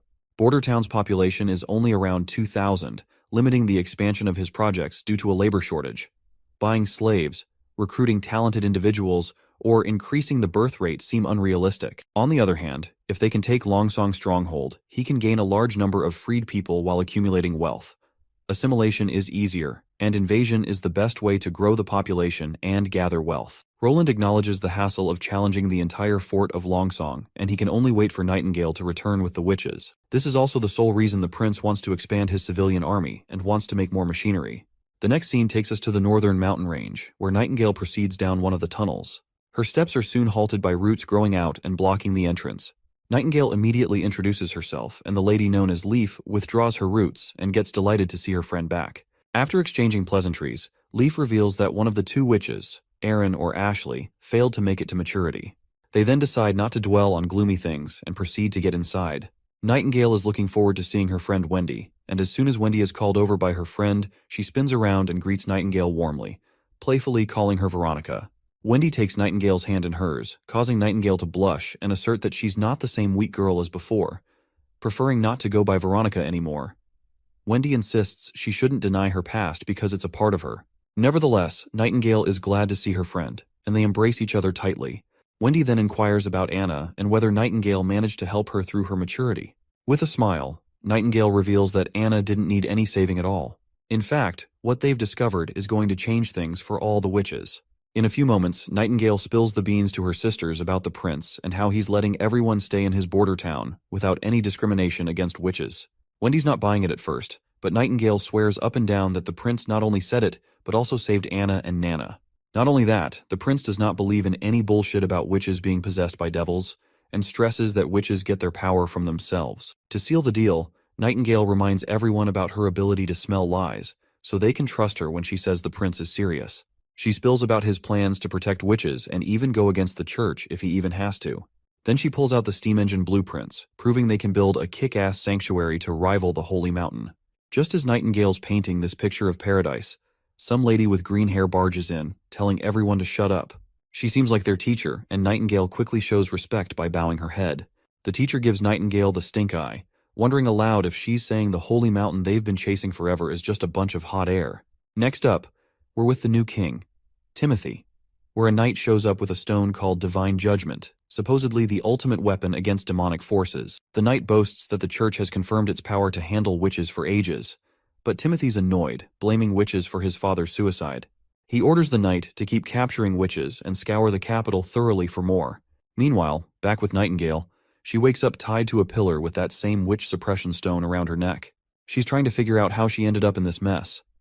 We flash back to when the green-haired lady freaked out at the idea of the prince siding with witches. She rants about how witches have been persecuted and killed for ages. She believes Nightingale has been deceived by the prince and insists that the pain of maturity is a sacred test for a witch's body and mind, and only those who endure it can achieve true power and find eternal peace in the Holy Mountain. Nightingale is shocked to realize that all the suffering witches endured was just a test for this woman. She's further annoyed at the thought that her fallen sisters, who endured so much pain, are simply dismissed as disqualified subjects. The teacher offers Nightingale a final chance to seek forgiveness for her ignorance and mistakes, promising her mercy. But Nightingale remains resolute, insisting she'll only take sisters with her who believe in her. As she tries to leave, a snake immediately grabs her feet, and before she can react, she blacks out from the venomous injection of petrification, waking up to find herself in her current bind. While they're face to face, Nightingale reminds her why he's using that stone of divine judgment even though they don't believe in that stuff. The snake lady says it's just a tool to punish disobedient kids. She reminds Nightingale how Wendy saved her from the clutches of the aristocrats. Instead of repaying that kindness, now Nightingale is trying to sell them all out to those filthy nobles just to mend her relationships with them again. Nightingale denies any such motive, emphasizing she only wants her sisters to live freely without fear of starvation or the pains of maturity, and believes everyone deserves the right to choose their own path. She points out how much Border Town has changed, pointing out that the steam engine blueprint she brought is just one of many miracles. The snake lady scoffs, saying she can't make heads or tails of the blueprint and tosses it into the fire, declaring that a hunk of steel can't move like it's alive and she's no fool. She then grabs the hot dagger and holds it just inches from Nightingale's neck, letting her know this is her last chance to beg forgiveness for trying to deceive the Witch Association. If Nightingale doesn't comply, she threatens to skewer her heart and turn her into an example for others. Even though she is staring at her death, Nightingale remains defiant. Instead of bowing her head, she'd rather take that dagger straight to her heart. That's when Wendy steps in, reminding them how many sisters they've already lost and they can't afford to lose another. The snake woman grows agitated, demanding to know if Wendy also believes Nightingale's lies. Wendy denies it, stating she's not planning to go to the border town, but she agrees with Nightingale that everyone should have the right to choose their own path. Wendy then asks if anyone wants to bail with Nightingale to the town, but nobody speaks up. Seeing this, Wendy suggests letting Nightingale go solo since she hasn't done anything to harm the gang. The others agree, telling their teacher to set Nightingale free. But the teacher goes absolutely bonkers, saying she can't risk letting Nightingale go because she might expose their turf location to the church. She swings her dagger, ready to strike, but before she can, Wendy steps in and stops her. Wendy grabs a coin and throws it hard at Nightingale, smashing the power suppressor stone. The teacher gets ticked off and goes after Wendy with a snake that bites her hand.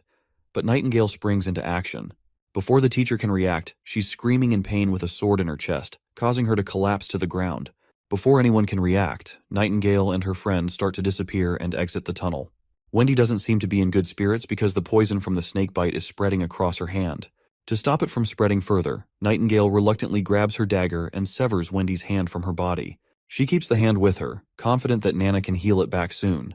They've been walking forever, and it took them 3 days just to get here. Carrying Wendy is slowing them down further, and with her losing blood, Nightingale fears she won't last another 3 days. But her worries prove unnecessary when a mysterious newcomer arrives, ready to lend a helping hand. A newcomer looks like a boy at first glance, but she is actually a girl. She reassures Nightingale not to freak out. Her name is Lightning, and she recently joined the Witch Association. Nightingale stays cautious around this tomboy and asks if Kara sent her. Lightning shrugs it off, saying it's no wonder Nightingale doesn't recognize her since she's always out and about. She makes it clear she's here because, like Nightingale said earlier, everyone should live life their own way, and she's chosen to stick with Nightingale. Simple as that. She's totally pumped about all the machinery and exploding dynamite, being an explorer at heart. Nightingale wonders why someone so into adventure joined the association. Lightning explains that finding the Holy Mountain is an adventure in itself, but the association is all about books, and Kara's always buried in them. Nightingale asks if Lightning's a fighter, to which she nods, mentioning she can fly too. Or so Lightning thought. She's struggling to move an inch with all that weight over her little shoulders. Finally, she gathers enough energy and starts floating slowly through the air. The tomboy then asks if Lightning knows Wendy for a long time, noting how Wendy called Nightingale Veronica back at base camp. Nightingale confirms they go way back and tells how, before joining the association, people treated her like a puppet. And it was Wendy who showed her way to live. She reveals she had a family in Silver City when she was 13, but her parents disappeared during a commoner uprising. Nightingale's uncle then took her and her brother, Hyde.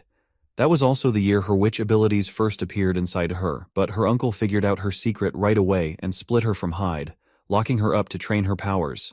He threatened to harm Hyde unless she used her abilities for his dirty work. So she became a full-on assassin. Poisoning, ambushing, you name it. She did every kind of horrendous act. As the Gillen family's wealth increased with time, her hands got dirtier and dirtier as well, soaked in the blood of others. The worst part is that her powers were just too perfect for that kind of work. When she finally reunited with Hyde, he turned her away cold, wishing he didn't have a witch for a sister. After that, she was broken inside. When maturity hit, she managed to survive the pain, and her powers also intensified. The prison bars couldn't contain her anymore, so she broke free, killed her uncle, and left with no direction. It was then she found Wendy, who was like a spark of warmth in her cold world. Wendy took her to the association, where she met other witches, and their teacher Kara provided solace to everyone. In the present, Lightning points out that Kara has gone off the rails, finding it hard to believe there's a prince who genuinely cares about witches. After finally reaching Border Town, we find our duo inside this familiar, quaint cottage. The prince can't seem to stop sneezing, wondering who might be thinking about him so much. Just then, a commotion grabs their attention. As they turn around, they see Nightingale and the other two bursting into the cottage, crashing right before their feet. Anna immediately takes her stance to deal with these uninvited intruders. But Nightingale immediately yells at our hero to fetch Nana as quickly as possible. As Nana tends to Wendy's injuries, our hero has no clue what went down at the association that made Nightingale rush back with only 3 witches. He wonders if demons attacked them and if only 3 survived, feeling lucky they have Nana to reattach Wendy's arm. Suddenly, Lightning appears from the infirmary. The prince quickly asks if she's hurt too. Lightning reassures him and points out how the prince really is a decent guy who cares about witches, just like Nightingale said. She admits she didn't believe it at first, just like other members of the association. She then jokes about how the world is full of weirdos, so having a prince like him isn't that surprising. Being called a weirdo doesn't sit well with the prince, who just rolls his eyes. Getting to the point, the prince realizes the association wasn't under attack. That's when Lightning starts explaining the whole situation, clarifying they weren't attacked. Wendy was hurt by their own teacher, Kara, and explains further as to how they ended up here. Once night falls, Prince Roland returns to his room, only to be startled by Nightingale sweetly lying on his bed in her nightsuit. Prince Roland gets all flustered, maybe starting to think about some naughty stuff, imagining Nightingale might be up for getting close after all. Suddenly, Nightingale gets up and strides over to him, leaving him scared out of his wits and pinned against the closed door. He hastily tells her she should rest as long as she needs.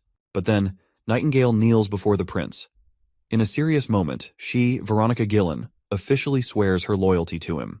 She promises to follow his orders and stand by his side in battle, facing demons or anything else, until her last breath. It's no surprise to our hero that after being let down by the association, Nightingale is turning to him for help with the future of witches. Without missing a beat, he takes the sword from her hands and officially makes her his right-hand woman. The prince asks if her real name is Veronica, and she nods, saying there's no reason to hide it from him now. Next, we catch up with Wendy, who's been offered a contract. Our hero tells her to stay in the border town and work for him. If she's up for it, she can sign on the dotted line, promising good pay for her work. He also spills the beans on a method he's found where witches can sail through their maturity without feeling any pain at all. The news totally throws off the new witches. Once we step outside, our hero admits it's just his guess, and explains that witches are like vessels for magic, and as they get older, their magic builds up until it overflows during maturity, attacking their bodies. He mentions Anna as an example of someone who survived this. He dismisses the idea of demons possessing witches as nonsense, proposing instead that they can manage their level of pain by continuously releasing their magic to maintain balance within them. He promises a safe haven in Border Town where witches can practice their magic freely, without anyone discriminating against them or threatening them. He believes if his idea works out, they can create their own version of the Holy Mountain right here in the borderlands they dream of. Wendy has already signed on to the plan and asks where to start. He simply tells her to keep using her magic until she masters full control over it. Once the prince gets busy with the newcomers and their magic training, Nana and Anna have a little chat about recent events. Nana looks impressed by Wendy's wind magic and Lightning's flying skills, which also saved Wendy's life as well. Anna expresses happiness at having so many sisters around, but Nana points out how Nightingale seems to look at our hero with warmth in her eyes, a detail not to be taken lightly. Anna is clueless about what Nana means, but the little Nana warns her friend not to blame her for not giving a heads up, and if Anna doesn't make a move, Nightingale might just win over our hero. Suddenly, they hear the alarm ringing, a clear sign something's wrong. The report comes in that a demon monster has arrived. The hero rushes to the wall and meets his soldiers. He squints to spot the danger but sees no demons in sight. The prince wonders if it was a false alarm and questions the hunter who raised the alarm. The hunter tells him to look closer, and when he does, he sees a dark blob of mist forming. As he takes a closer look, he's shocked to see a hybrid monster right before his eyes. The hunter reveals it's the same hybrid that nearly killed him a few years back. Hearing this, the boy connects the dots. This monster must have some intelligence, unlike regular beasts that just charge and die. But this monster survived for many years, and it always retreats when it senses danger. When the beast reaches the wall, it suddenly stops, leaving everyone puzzled. Unexpectedly, it jumps into the air, and the prince orders his soldiers to attack it immediately. Before they can react, the monster is already airborne, crashing onto the wall above. Our hero is stunned to see how cunningly it targeted the wall's weakest spot, which confirms our hero's last remaining doubts about this monster's intelligence. Once the demon makes it to the other side of the wall, soldiers report it's heading toward the town. The hero commands his 2nd Civilian Division army to accompany him, while the backup division holds the wall for now. Our hero marches toward the town with his platoon, regretting underestimating the smarts of these monsters. Finally reaching the monster's location, they're hit with the gut-wrenching news that it's already devoured someone alive in town. The trail of blood before our hero's eyes sends a terrifying chill down its spine. But he does not succumb to fear, and annoyingly orders everyone to stay on high alert. The monster pops into view once more, snatching another civilian. Prince Roland immediately cautions everyone as the soldiers look helpless against the monster, unable to use their guns for fear of hitting civilians in the chaos. Not only that, the soldiers can't even get close to this monstrosity. Iron Axe commands his soldiers to get on rooftops and higher ground to aim precisely without harming civilians. Soldiers immediately climb up to the rooftop to take their positions. Despite the odds, soldiers manage to shoot over the monster's overgrown head, but they slightly miss their mark. The monster glares back with an annoyed face. But before it can strike, Iron Axe closes in and blasts the monster's head right away, finally avenging the innocent lives taken by this monster. In the Hermes perimeter, north of Grey Castle, a gigantic mutated creature crawls its way toward the towering wall. The knights on the wall tremble as they witness the enormity of the approaching monster. Upon finally stepping on the rooftop, the creature drools and immediately perks up at the sight of the humans nearby. Without hesitation, the monster opens its massive mouth, unleashing an entire army of monsters marching out from its belly. The soldiers realize they're trapped with no escape route in sight. Still, they immediately start running in the opposite direction while a creature in the sky keeps following the soldiers. Eventually, when they reach the inner city's north wall, they find themselves waiting for the gate to open. The girl reveals to us that the whole outer city has been wrecked by the monsters. They've got to defend the church, but with only a handful of soldiers and monsters right on their tails, it looks like a tough fight ahead.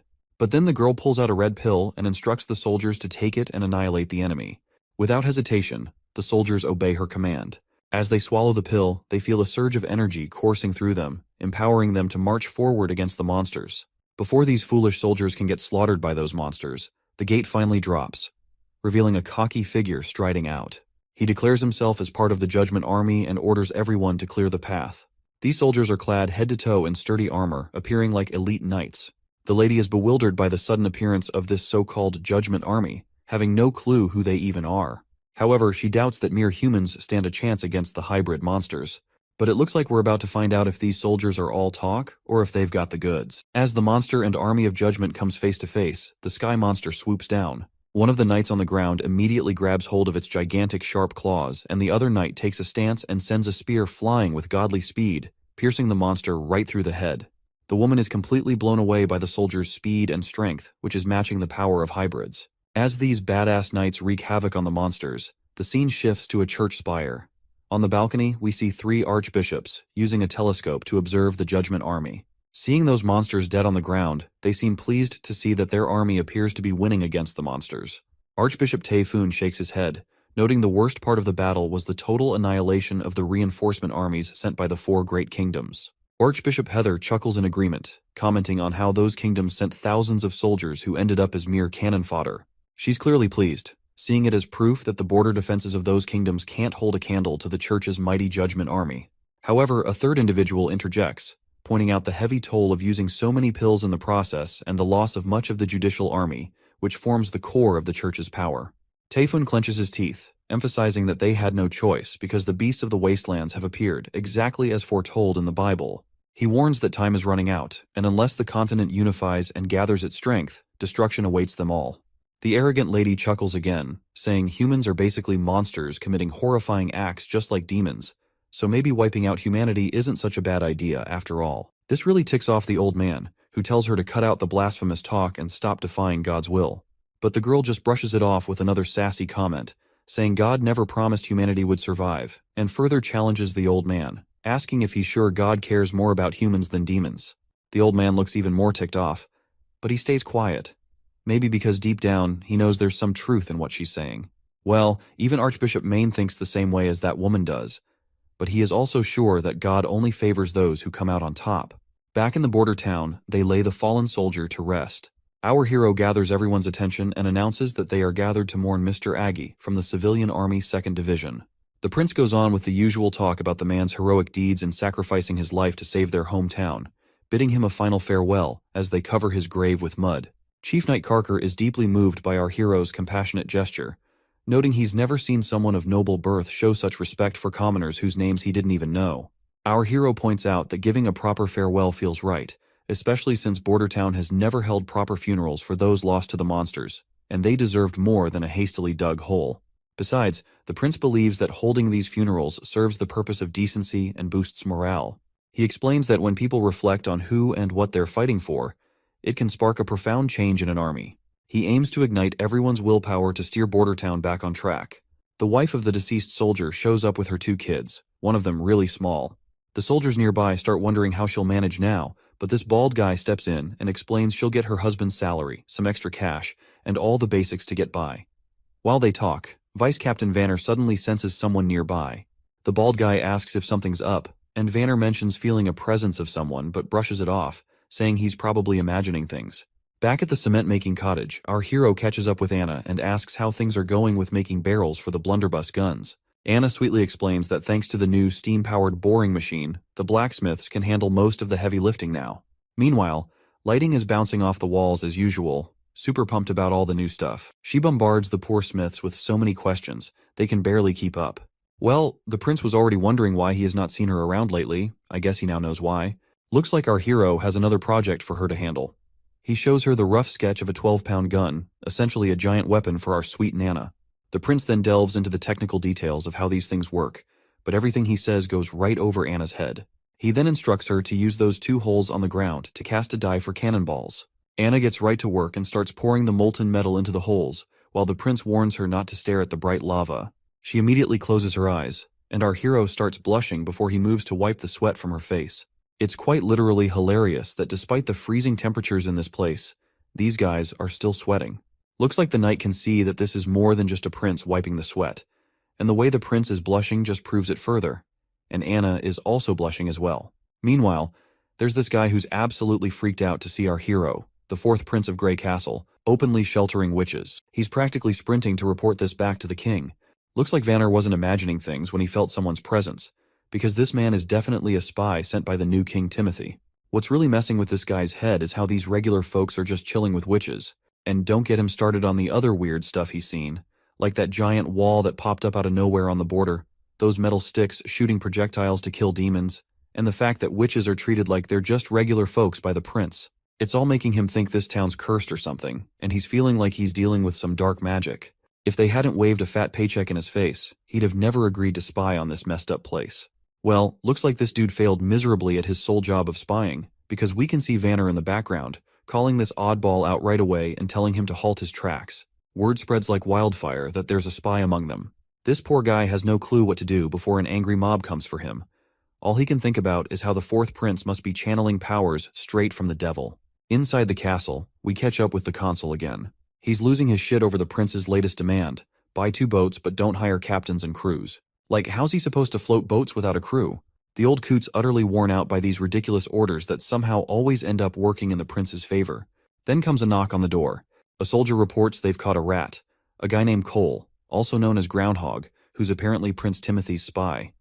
Turns out this guy's been living under a fake identity for months, pretending to be a border town resident. They found a letter and some money on him, but he's still being grilled for more info. The old man orders them to squeeze every last drop of intel and execute him right away. Looks like the old man is not freaking out because this is already a 4th spy they have found out. Our clever prince had foreseen more spies would come, so he told the old man to announce that there are people in the border town trying to destroy their food reserves. He instructed everyone to keep an eye out for anyone acting suspiciously, promising a reward for anyone who catches a spy. The old man is always surprised by our hero's cunning decisions. He sees him as a devil who doesn't even fear the stone of divine judgment. Back in the Grey Castle capital, Timothy inquires about the royal decrees he sent to his siblings, but none of them have replied. One of his men reports that the 4th prince, our hero, sent a reply stating he will return once the months of demons are over and his people are safe. The reporter points out that Prince Roland still acknowledges Timothy as a prince, not a king. Timothy considers our hero a fool for opposing him, especially since Timothy had plans to offer him land and a comfortable life. He dismisses Roland as an oddball and asks his lackey if there's been any response from the 3rd and 5th princesses. The lackey reveals that the 3rd princess has disappeared from the city along with her butler and 2 servants, and they haven't been found since. The prince facepalms in disappointment, as he never wanted commoners to lay a hand on his sister despite any personal disagreements. He then inquires about Garcia Wimbledon, the stubborn pirate. Before the council member could speak up, Timothy orders him to seize her water port and forcibly escort her back to the capital. Right on cue, a knight arrives on the scene and hastily reports that Garcia Wimbledon has defeated Duke Joseph's Carl at the southern border and gained full control of Hawk City. The news terrifies Timothy beyond belief, and he sinks even further into despair when he hears she has crowned herself Queen of Clearwater with the blessings of the local dukes, and the whole southern half of Grey Castle has split off. Next scene, we're down by the river south of Border Town, where our top captains are tearing down the cannon they just put together. Both of these tough guys are beat, griping to their boss that this thing is way too damn heavy. The chief knight then asks why he got stuck guarding this behemoth, since no one can move it an inch, let alone stealing it. Our hero just sighs, explaining it's not just something, it's a masterpiece built with blood, sweat, and the grind of steel. He wonders why others can't see its beauty like he does. Moving on, Lightning is itching to clean the barrel, so our hero gives her the green light to go ahead. Watching this eager tomboy happily doing her job, the knight gets confused and asks why Lightning hasn't signed a labor contract. Our hero explains she insisted on working for free as long as the prince kept inventing interesting stuff. All she needs are food and clothes, and this broke idiot couldn't pass up such a steal of a deal. After Lightning finishes cleaning the barrel and reports it's empty, she eagerly waits for the next step. Before we move on, our hero tells his soldiers to remember the first step, making sure there's nothing stuck inside the barrel. Next up, they need to load in the gunpowder and slap that cannonball on top, making sure to push it down real hard to get rid of any air. Then, they stick in a fuse to light up the party. Once everything's set, the prince tells everyone to clear out and lights the fuse. It starts sizzling right away, so everyone covers their ears to save their eardrums. Boom! The cannonball goes flying straight at the dummy and punches a hole right through its chest. While the hunter prays to God to see such devastating power, Vanner is also blown away. Even after smashing the dummy, the cannonball keeps going for another 100 meters, proving our mission's a total win. A 12-pound cannon can theoretically reach thousands, so these results are solid for a first shot. The knight respects the weapon's power, but worries it's too heavy to lug around. Cleaning, loading, and carting cannonballs and gunpowder is a hassle. Our hero nods, saying the effort's worth it if it means slaying hybrid demons effortlessly. He's already thinking of using ships to solve the weight problem, and has enlisted the old consul's help in acquiring sailboats from Willow Town. Wendy's wind control will increase transportation speeds for both civilians and cannons, aiding their strategy against the Duke of the Longsong Fortress. He envisions a pincer attack by approaching the Duke's army from the rear. So much for his boat dreams. The old man burst his bubble by saying they can't afford any sailing boats. A double-masted sailboat costs a whopping 120 golden coins, and that doesn't even cover the crew, which runs about 200 golden royals. Even if they blew all 315 golden coins they have in their treasury, they'd only get the boats, with no pay left for the civilian army next month. Back in the office, our hero keeps arguing with this stubborn geezer that he doesn't need a crew. But the old man keeps insisting that's not how things roll in Willowtown. Boats come with crews. If he wants a boat, he's got to hire them too. But then the prince gets this bright idea to buy boats from another town. But the old man shoots him down again, saying all the major ports are too far away and it'd cost a fortune to bring boats here to Border Town. But then our hero comes up with a crazy idea. Why not build a boat themselves? He says they don't need anything fancy, just something to float since Wendy will handle the steering. A simple flat-bottomed barge would do the trick. But then the old coot brings up another problem about the materials they'll use. Our hero confidently suggests using light wood, but then he realizes a boat of logs might not be as durable and reliable. He even considers having Anna help weld a proper metal boat, but he's already used up all the metal-making guns and stuff. Then, the idiot remembers they have tons of concrete left over from building the wall.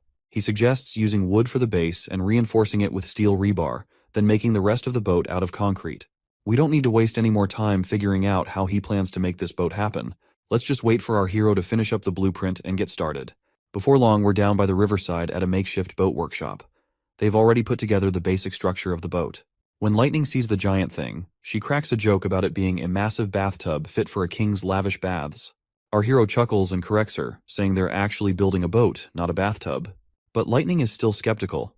To her, it doesn't quite look like any boat she's seen before. While they banter back and forth, Wendy's happy to see Lightning and our prince getting along just fine. To which, Nightingale points out that getting along with others has always come naturally to Lightning. She was just as energetic back in the association days. The mention of the association immediately saddens Wendy out as she worries about her other sister's safety. Back in the mountain range, we see the witches marching down. As they walk, one of the sisters alerts everyone about the presence of demons. The teacher quickly tells Lady Leaf to lay her down and help the others. Lady Leaf gently puts her injured teacher on the ground. As the monsters approach, the witches stride forward to face them. Meanwhile, the teacher blames Nightingale for their sorry state and vows to get payback once she finds the Holy Mountain and gathers more witches. She hasn't forgotten about Wendy and Lightning either, feeling betrayed by them. When the monsters leap at them, Lady Leaf works her magic, summoning roots that grab the beasts, while Zephyr, another witch, sucks the air out of their lungs. Seeing the girls take down those monsters puts a grin on the teacher's face. She's sure that with their combined effort, they'll bring the church crashing down once they reach the Holy Mountain. The teacher decides to take a breather for a while here, but suddenly she's left in shock by what she sees before her eyes. She wonders aloud if this could be the Holy Mountain. Before them rise skyscraper-like structures that couldn't possibly be built by humans. The sight brings a giant smile to the teacher's face as she believes they've finally found the Holy Mountain. However, the others are not convinced. According to all the books, the Holy Mountain is supposed to be a serene and abundant place, which is drastically different from what they're seeing. Despite Leaf still being unsure, the teacher is going nuts over the grand structures and is absolutely convinced this is the Holy Mountain. Leaf hesitates to voice her doubts, recalling what the teacher did to Nightingale when she disagreed. Feeling she has no other choice, Leaf reluctantly starts walking forward. She's certain that if they don't explore further, the teacher will never rest. As they're walking, one of the witches suddenly drops dead. Lady Leaf tries to pause to mourn her friend, but the teacher snaps at her to keep moving forward, warning that stopping could mean their own death at nightfall. Leaf starts crying, torn between grief and the teacher's urgent commands. The teacher insists that lingering here would only invite demon attacks. They continue on, but then another witch realizes the supposed mountain they were aiming for has vanished. This sight shocks the teacher, who, let's face it, acts more like a tyrant than a caring leader. The teacher sinks into despair, recalling a city that's like an unreachable illusion in the sky, disappearing every time with the sunset. The snake woman declares it was all just an illusion, something she'd heard rumors of typically occurring at sea, but seeing it on land was unheard of. Suddenly, something approaches them, confirmed by another witch to be 3 demons once again. But this time, it becomes clear this new threat is not just a regular demon. This mysterious entity attacks one of the witches with some weapon, leaving Leaf frozen in place as her friend is struck down, a long spear piercing her chest in an instant. Leaf stares at where the spear came from with disbelief. Before them stand hybrid creatures, riding demonic beasts.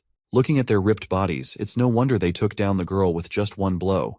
One of the witches immediately uses her abilities to turn the ground into a swamp, but the creatures effortlessly leap from their mounts and land right in front of the women. One monster swings its hand, smashing a witch with brutal force, splattering blood everywhere, leaving the sisters absolutely terrified out of their minds. The beasts then turn towards the remaining sisters, who stand petrified and trembling in their boots. Suddenly, another monster fixates on a redhead among them.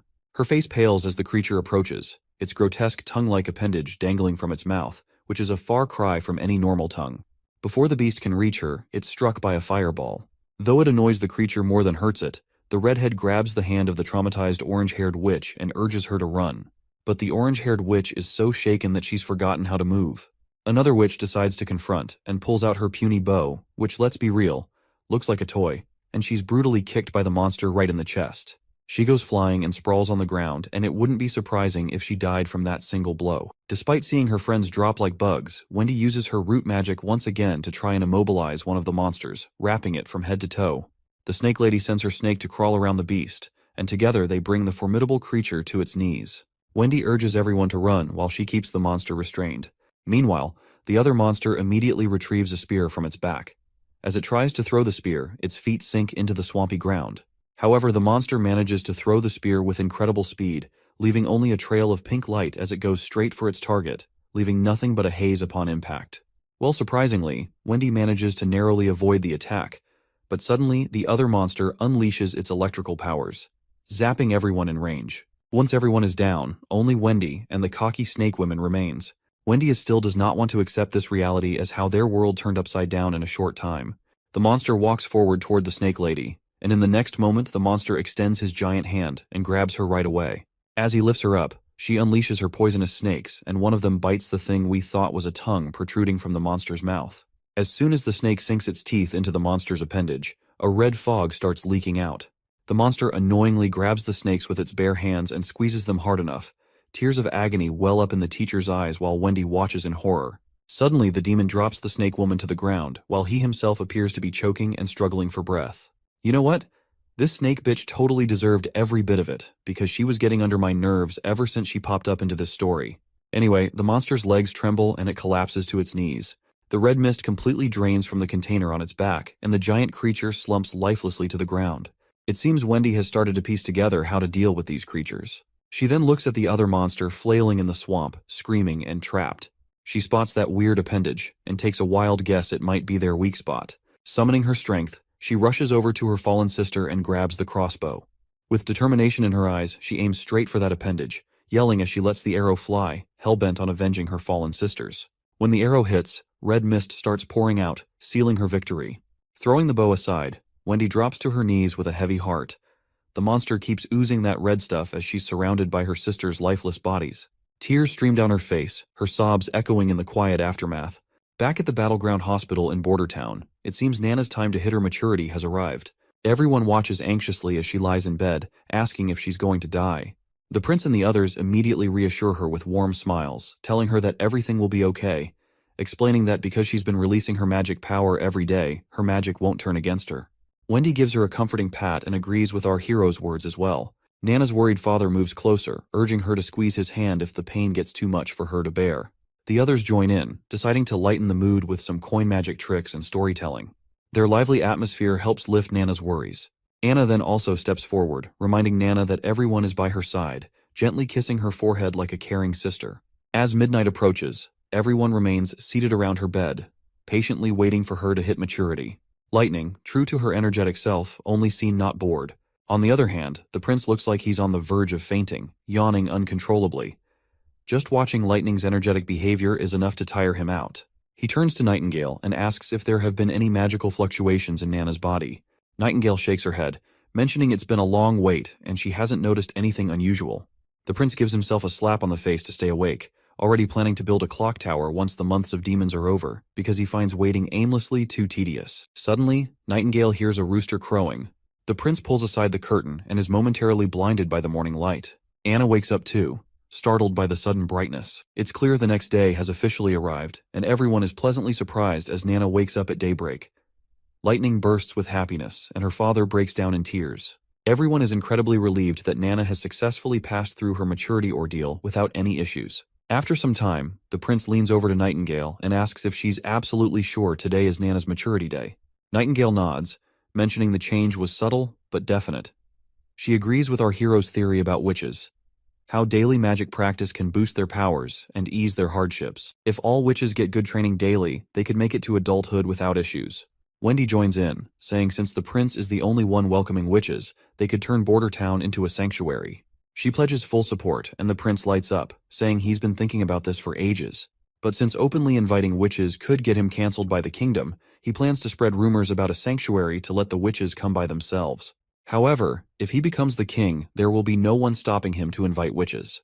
Wendy drops to her knees, promising to help him become king. She swears her loyalty and says her life belongs to him now. The next day, our hero's sail ship finally makes it ashore. Two soldiers take a close look and start pointing out all sorts of technical flaws that make this boat unlike any they've seen before. Once they finish their inspection, they decide to head back to cannon training. Meanwhile, some daydreaming soldiers, trailing behind Vice Captain Vanner, start talking loudly about wanting to be as formidable as Hunter Iron Axe. But then one of them gets serious, pointing out they've been training forever without firing a single shot, and wonders when the prince will actually let them loose in a real battle. Another soldier mentions how those in the Flintlock team have already been at it for days, practicing battle tactics on the walls. That's when Vanner starts to wonder if our hero really plans to use the cannon team against demonic beasts. But, considering how heavy and bulky the cannon is, it's not exactly ideal for transporting up onto the walls. Finally, it clicks for Vanner that their master's strategy involves using the cannon on the sailing boat, not just against beasts, but against a strong army. At the west shore of Redwater River in Border Town, we find the cannon team undergoing training under the command of Hunter Iron Axe. They've been tasked with aiming the cannon in a specific direction. The chief knight remarks on how hardworking the cannon team looks, and our hero agrees, noting that both teams are pushing themselves to earn 5 more silver coins than the others, which fuels their determination to succeed. The prince plans to move operations to Littletown once the soldiers are well trained on the ground. Curiously, the knight asks if our hero means the concrete ship they built, and our hero nods, saying that's what he's calling it. He points out that the workers managed to wrap up everything in these few days when the snow was light.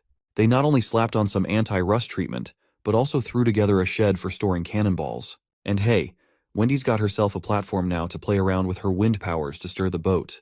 Chief Knight finally gets why our hero was so bent on training Wendy to handle her magic. Then Prince Roland drops a bomb on the poor knight by making him the commander of the boat.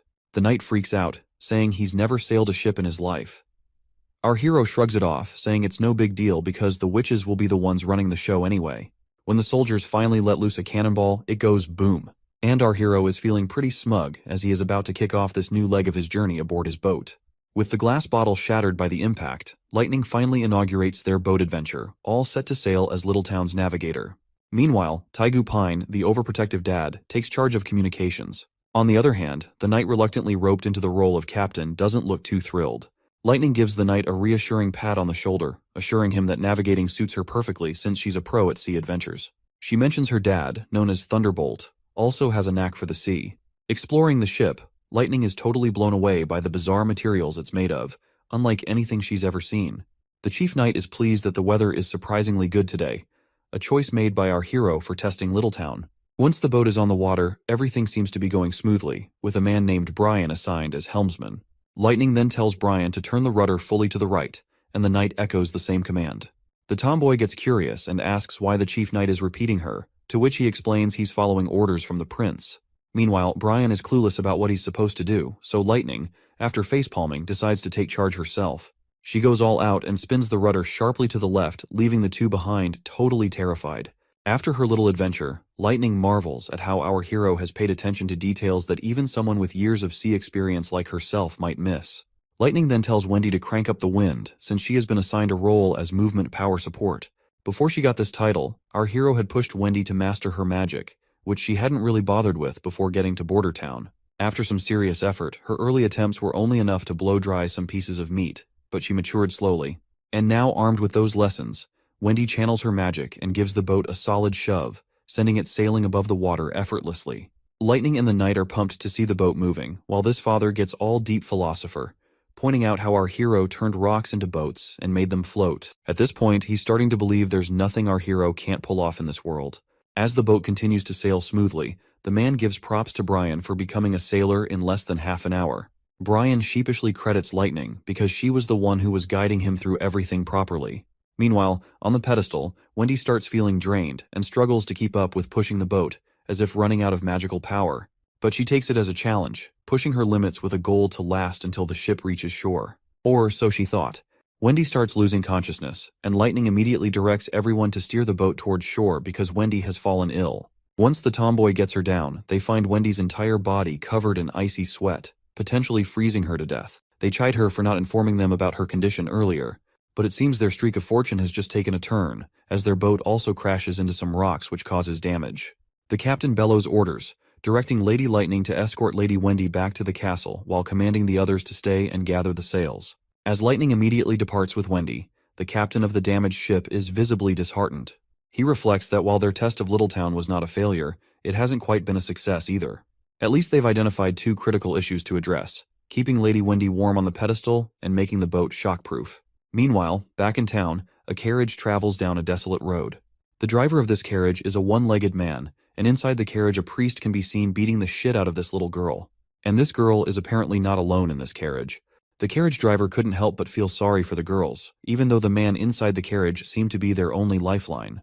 Without him, these girls would have likely frozen on the streets. When the man steps out of the carriage, the driver asks if they are all orphans from Wolfheart Kingdom.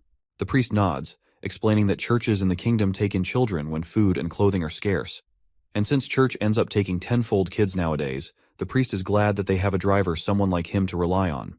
Grateful for the well-paying job, the driver appreciates earning 20 silvers to transport these orphans. And since he does not have one of his legs, driving the carriage just suits him perfectly. Little does the driver know, these girls aren't ordinary orphans, they are witches. That's why the priest pays him so generously. But the priest doesn't disclose this detail, just urging the driver to keep going without questions and promising payment upon arrival. Once they stop at a hotel to grab some food, the priest tells a woman that he's brought some tender kids for her to take care of. While that awful man parades those girls around like merchandise, the carriage driver can't bear to watch his client exploit them for a quick buck. He closes the curtains, unable to stomach the sight of their humiliation. The scene shifts to Archbishop Maine descending into a vast underground chamber once again. He marvels at the sight, acknowledging that no matter how many times he visits, the grandeur of the dome never fails to take his breath away. The Archbishop asserts that this dome, which he calls a natural creation, is surely the work of the Lord. The Archbishop explains that while the Hermes Church above ground symbolizes steadfastness, the heavily guarded depths of the Hermes dungeon might be the true heart of the church. Once he steps into that mysterious facility, a knight guides the priest deeper into its depths. As they stroll along, we learn these knights are the church's most steadfast hounds, rewarded with homes in these tunnels for their loyalty. Any disciplinary actions are dealt with severely, often resulting in lifelong confinement within the very dungeons they guard. Other tunnels house libraries filled with church literature, historical documents, and notably, the prison where those unlucky criminals rot away for good. Through another door they go, entering the prison where desperate voices beg for freedom, willing to trade their lives just to escape. The priest stops before a particular cell, secured with a large lock. He instructs the knight to wait outside and, once alone, he urges the prisoner inside to eat properly. The priest reminds him that his meals are among the best, though alcohol is understandably excluded. Well, the man in the prison is apparently the King Wimbledon, and he questions if the priest would even have anything to eat in a place like this, while lamenting 6 months of isolation without any news of his son and daughter. The priest appears reluctant to disclose anything, but finally shares the grim news under the king's pressure. Gerald Wimbledon, the king's first son, was executed on Timothy's orders for regicide. The third prince, Garcia, has declared herself Queen of Clearwater, setting the stage for an inevitable clash with Timothy. As for our hero and the fifth princess, they are alive, but there are no significant updates to report. The old man is completely shocked by the news about his first son. He can't hide his sadness as he asks the priest why he waited so long to throw him in jail. King Wimbledon then reveals that the priest used a witch to create a body double of him to get rid of his first son. He acknowledges the church's growing influence across the kingdom, but demands to know why the priest is causing his beloved children to fight each other through royal decrees. He makes it clear that he would never have allowed such strife among his kids. The priest responds by saying that his children are now adults making their own decisions. He points out that his daughter, Garcia Wimbledon, took over Clearwater Port 5 years ago and wouldn't sit back while her brothers fought for the throne. Furthermore, he emphasizes that the church couldn't afford to waste time and had to remove the King Wimbledon to firmly establish their control over the kingdom.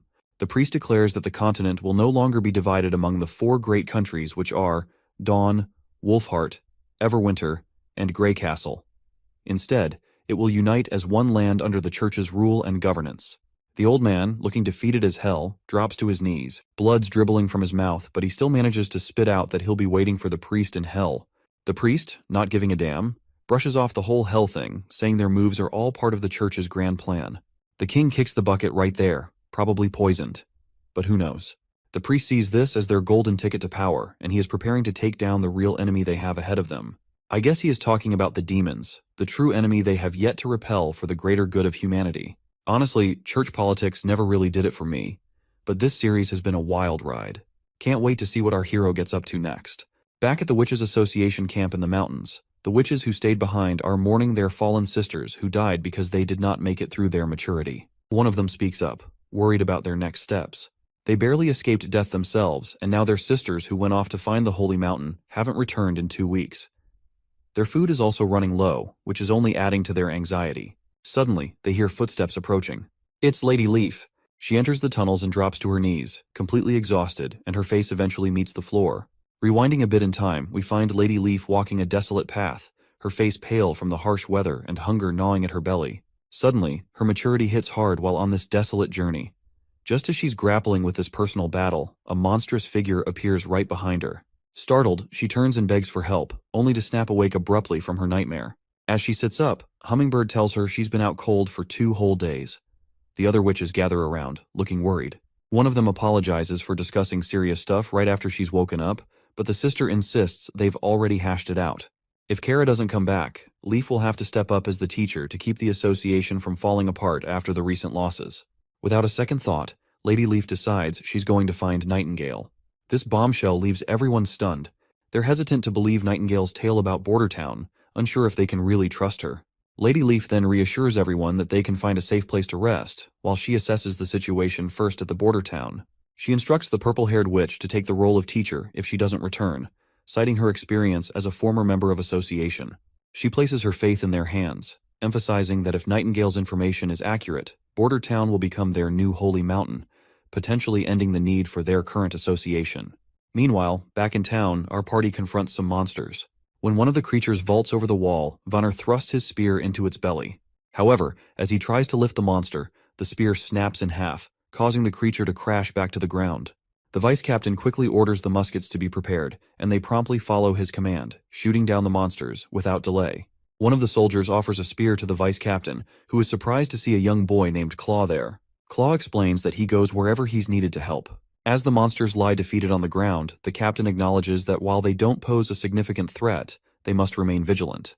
He expresses his thrill that ever since our hero took charge of Border Town, they've been able to repel these terrifying monsters. Previously, it was only possible with the help of Longsong Fortress, but now even the town's commoners can fight thanks to our hero's leadership.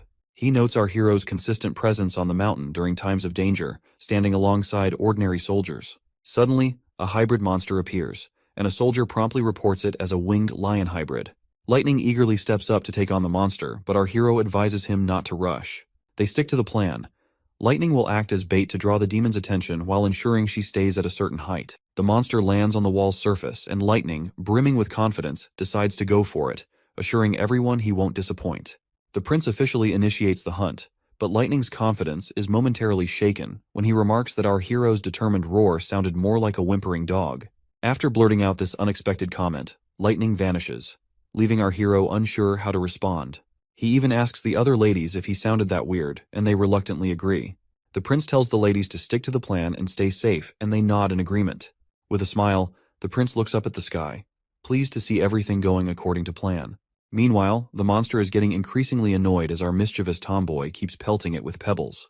She eggs the monster on, and it roars back at her. She dashes around it, teasing and taunting like she's playing tag with a giant cat. The monster gets frustrated and smashes the ground with a mighty blow, but Lightning is still enjoying the game. As the monster continues to chase her, Nightingale rushes through her dimensional space, because Lightning has successfully lured the monster into the town square. She tells Anna that even in her hidden dimension, the monster can still sense them with its sharp senses. So she advises Anna to approach cautiously with her fire, which has a radius of 5 meters, emphasizing they only have one shot to take down the beast, and they can't afford any slip-ups. Meanwhile, Lightning's still playing tag with the lion, making it increasingly ticked off with her relentless pursuit. When the ladies spot their chance, Anna gets down to business. Once the lion's in her sights, they pop back from that dimension. Anne immediately unleashes her green fiery powers, hitting the monster with screeching hot flames so intense that even Nightingale feels the heat from across the way. Lightning also boasts about her fire, which could even melt the steel, so roasting a monster alive is not a big deal for her. Once the monster is incinerated into ashes, the prince is kinda glad to see that Anna didn't even need help to defeat the monster. Suddenly, the other monsters start retreating, leaving everyone puzzled as to why they are withdrawing. Our hero catches sight of something unexpected and looks up with astonishment on his face. He sees the gloomy clouds clearing from the sky and sunshine forcefully making its way through it, indicating that the months of demons have ended. News quickly spreads that the months of demons have finally ended, and everyone basks in this moment of triumph. Our hero gathers everyone together, and as he starts his speech, the crowd of townsfolk and soldiers gets all hyped up, cheering about how nobody went hungry this winter under our prince's watch. The prince acknowledges that the months of demons are behind them now, and Bordertown has come out on top with few casualties, all thanks to the gutsy civilian army. He contrasts this with how Longsong Fortress used to threaten them with starvation and cold, but today's victory proves that Bordertown can stand tall on its own. The crowd goes wild again, thrilled that they don't need to depend on others anymore. With a grin, the king decides to throw a big bash to celebrate their hard-won success. He announces a victory parade, promising that everyone who joins the town square dance will get a tasty treat of honey-glazed beef. Once the parade time arrives, the chief knight escorts a big chunk of beef into the party, and Hunter Ironaxe takes charge of lighting up the fire grill. Soon, everyone starts their victory dance as flames crackle around the bonfire, filling the air with the sweet aroma of sizzling meat. Hunter Ironaxe announces that anyone who dances will get meat, and the longer they dance, the more they'll receive.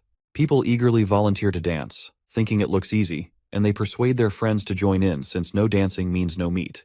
While everyone enjoys themselves, the chief raises concerns about distributing all the remaining stock of meat, fearing the prince might not have anything to eat until the next shipment arrives. The prince feels a bit disappointed, but reluctantly agrees to let the civilians enjoy themselves. So, their lively night continues with everyone dancing around the bonfire, singing, and having a great time.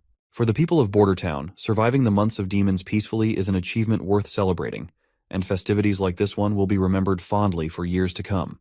Meanwhile, our prince rushes back to the castle for his own private banquet, where all the witches are eagerly waiting. As soon as the prince arrives, Lightning decides to start the feast officially. Anna roasts sweet chickens with her fiery magic, cooking them to perfection and leaving Nana drooling over the delicious aroma. Nightingale shows off her skills by expertly slicing the meat into many pieces. Meanwhile, the tomboy and Nana are having the time of their lives, because having an outdoor barbecue party is the best thing they can wish for in their lives. Our hero is also having a great time, especially seeing everyone so happy. He believes they deserve this kind of luxurious treatment, thinking that people with such incredible abilities shouldn't be treated any less. Suddenly, the boy finds himself getting a sweet smooch from Lightning, right on his face. Nightingale and Anna are absolutely blown away by this unexpected move, and our hero's reaction is just as stunned. When the tomboy is asked about this abrupt kiss, she points out that women may kiss the territory ruler during celebrations, and it's a tradition. Meanwhile, Nightingale feels annoyed and a bit jealous, while Wendy clearly sees the tension. As the prince and Lightning go back and forth, we see Anna feeling a little down, probably because she wanted to kiss the prince too. Once midnight strikes, our hero feels dizzy from too much drinking. Suddenly, his dizzy mind perks up when he spots Anna in the distance. She gets really close, and our hero blushes. Right away, he starts explaining himself, saying the smooch with the tomboy was just an accident, to which Anna agrees. The prince further clarifies that Lightning is young, and he didn't look at her that way. Anna agrees once more. Anna then gathers her courage and admits she was waiting for them to be alone because she's not as bold as Lightning. As they get closer, just inches apart, Anna gives him a gentle kiss on the cheek. Meanwhile, Wendy's holed up in her room, buried in a book. She's totally baffled by how these books about the church's origins skip any mention of gods and just slap the title Pope on everyone. It's all a bit too much for her to wrap her head around. Just as she's mulling it over, Nightingale breezes in, catching Wendy mid-brainstorm. Wendy snaps the book shut, instantly lighting up to see her friend there. Wendy mentions how Lightning had gone to sleep while calling for Daddy, like a child. Nightingale chuckles and takes the book from Wendy's hand, reminding her that reading late at night could strain her eyes, especially in poor light. Suddenly, Wendy catches Nightingale off guard, asking if she's troubled by thoughts of the kiss Lightning gave our hero. Nightingale blushes and denies it, but Wendy presses her, telling her not to lie. Reluctantly, Nightingale clenches her teeth and admits the kiss is bothering her. Meanwhile, Wendy reassures Nightingale that Roland Wimbledon is the fourth prince of the kingdom, and their mission is to help him seize the throne and become the king of Grey Castle. She's confident he'll protect the witches under his rule and, when the time comes, marry a princess or a duke's daughter to secure the next generation. Wendy explains that as witches, they can't have children. It's a limitation granted by the heavens in exchange for their powers, and she hopes Nightingale understands this. Outside, as the party winds down, the townsfolk are busy with cleaning duties. They're already nostalgic for the months of demons, thanks to our hero who made their days unforgettable with his inventions and victories. They're also curious about what the artillery division will do now that the demons are gone. Vanner assures them they'll find out tomorrow. The next morning begins with the sound of horns, gathering all the soldiers for an announcement from our hero. Iron Axe informs them that since they've successfully protected Border Town from the demons, every member of the civilian army is now a private soldier under Prince Roland. However, he gives them the option to leave if they wish not to continue. A knight asks if being in the private army means they'll become knights. Hunter Iron Axe clarifies that a private army is a professional military force dedicated to protecting Prince Roland and his territory. They'll undergo year-round training focused on battle readiness, stricter discipline, and will receive higher salaries. The soldiers aren't totally sold on the better pay part, so Iron Axe lays it out. There's going to be a military ladder in this private army. With those who achieve outstanding results in battle will be promoted. Military officers will receive higher salaries and even land of their own. That news fires up the troops, who are now all about this new challenge and the rewards that come with it. But Iron Axe sternly reminds the excited crew that being members of the private army means their conduct must be far more disciplined than before. He emphasizes that any deviation from the code of conduct will result in severe consequences, such as forced labor or even execution. The squad members visibly tense up at the stern warning, and Iron Axe challenges them to reconsider their commitment if they have doubts. Despite the harsh conditions, Vanner remains steadfast in his determination to keep serving our hero, Roland, no matter what challenges arise. Seeing no one willing to leave the private army, Iron Axe raises his voice again with the authority of a seasoned captain, reminding them that they are now Prince Roland's private army. He declares that their training and conditioning will begin immediately, establishing a tone of strict discipline from this point forward. Back in the castle, Lightning reports to Prince Roland about the plans for the private army. She explained that due to the lingering snow outside the city, the soldiers will be crawling more than running during their 4-mile daily routine.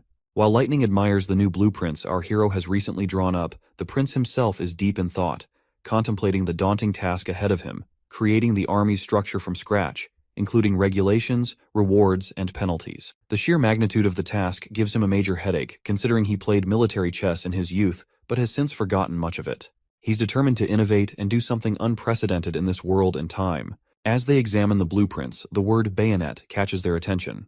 Before they can delve further into their discussion, a knock on the door interrupts them. With both witches vanishing into thin air, our hero grants permission for the visitor to enter. The old custodian surprises us once again by reporting that there's an aristocrat named Chris who wishes to meet our hero.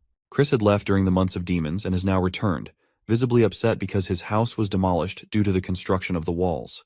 When our hero confronts Chris, the noble sternly demands answers about why the prince allowed his house to be taken down. He emphasizes how he spent a substantial amount, 150 golden coins, to build that magnificent mansion. Our hero bluntly asks if Chris is referring to the westernmost house in Border Town, to which Chris confirms. The prince apologizes, explaining that it was necessary because the house was too close to the wall and obstructed troop movements. However, he reassures Chris that the city will reimburse him for his loss. The greedy noble immediately perks up and asks how much he'll be getting. Our hero points out 20 golden royals, but this greedy guy isn't satisfied with such a small amount. Eventually, he agrees and asks where he can collect his money. The prince then reminds him that the sum has already been transferred to the property's rightful owner. The noble gets agitated and slams his hand on the desk, insisting he is the rightful owner of the property. Our hero cunningly points out that if the property truly belonged to him, why hadn't he been there even once during the months of demons? The noble explains that he had stayed at Longsong Fortress because he didn't want to die in Border Town. That is when the prince sees his opening, and questions whether this fat cat is implying he deserted his ruler out of fear of the demons. As the chief knight strides over, he claps the noble on the shoulder with a fierce look, letting him know that admitting his mistake about the house ownership can make this whole thing just a misunderstanding. He warns the noble that he can leave quietly to avoid any trouble, but if he does not leave, he will be charged for the act of treason and will be executed right away. The noble starts sweating bullets, finally owning up to his blunder and admitting the house isn't his. Our hero plays it cool, casually telling him it's all good and he can head out without any fuss. Before the noble scurries off back to Longsong, our hero tosses a message with him to carry. If any other nobles want to dodge treason charges, they better think twice about returning to town. It sounds like the noble is seething with frustration as he vents his anger by punching a nearby tree. He's convinced that once the Longsong Duke takes control of the territory, the prince will have to return, and this fat cat will wait for the moment to gloat over our hero's supposed downfall. As he storms down the road, his fury subsides when he spots a woman covered from head to toe, and the noble is taken aback by her beauty. He's never seen such elegance, not even among some princesses. Watching her stride purposefully toward the castle, he begins to wonder if she might be our hero's wife. Once inside the city, she covers her face again amidst the bustling town, finding herself confused to see the bustling streets, even though the months of demons just ended recently. When she reaches the castle gates, she wonders if Nightingale was truthful about the prince of this town. She hesitates before entering, but then she makes up her mind, thinking she could handle at least 2 guards if it came down to it. The knights at the castle door react sharply at this robe figure, ordering them to back off. As this is not a place for commoners, Lady Leaf remains undeterred, removes her hoodie, revealing her beauty, and boldly identifies herself as a witch. The soldiers exchange bewildered glances, unsure of how to respond. Meanwhile, Lady Leaf nervously swallows her fear and, with determination, requests to meet Nightingale, Nana, or Anna. The both guards take glances at each other, and one of them decides to step inside to report the situation. While seeing those soldiers go, Lady Leaf remains fearful that the soldier might be fetching reinforcements, or perhaps Nightingale had deceived them about the existence of Nana and Anna. With her head down in thought, she suddenly feels warm hugs from both Nightingale and Wendy. Once she realizes that they are her friends, the Lady Leaf is stunned to see both Nightingale and Wendy embracing her, their eyes moist with tears of joy. Wendy whispers a heartfelt "welcome home" into Lady Leaf's ear, which causes her to burst into tears herself. Meanwhile, our hero is seen yawning, and Wendy brings him some tea.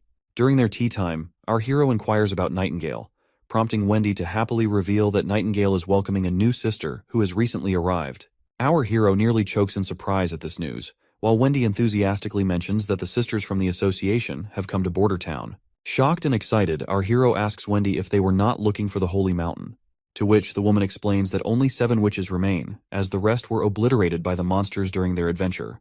Lady Leaf then apologizes, mentioning they arrived while our hero was asleep, and asks for forgiveness for letting the witches enter the castle. Our hero, on the other hand, is thrilled to have more witches join them, no matter their skills or how many there might be.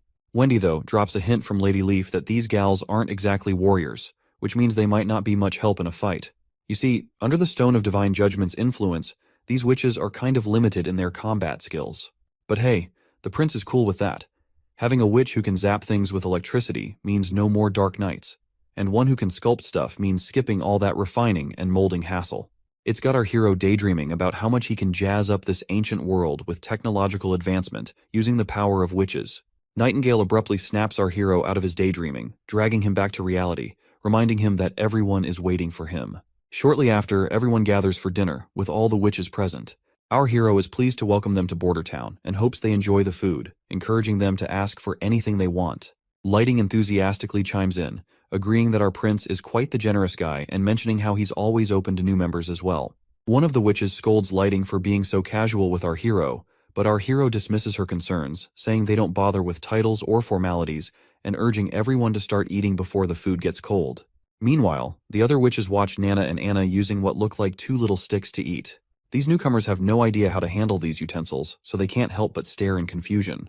Regardless, everyone digs into their meal, thoroughly enjoying it, and once dinner ends, our hero finds himself poring over documents detailing each witch's abilities. After reviewing everyone's skills, the prince realizes that there isn't a witch capable of shaping materials or generating electricity. This realization means our hero's plans for progress towards modernization will need to slow down a bit. However, he acknowledges that there's enough talent among the witches to meet their current needs. The first witch our hero takes a liking to is Lady Leaf. Not only can she increase fruit yields, but she can also control all plants freely, making her an ideal candidate for agricultural expansion. Next is Scroll, a witch with inhuman memory that operates 24 hours daily. After her maturity, she is now able to recreate any book she's read, making her perfect for teaching.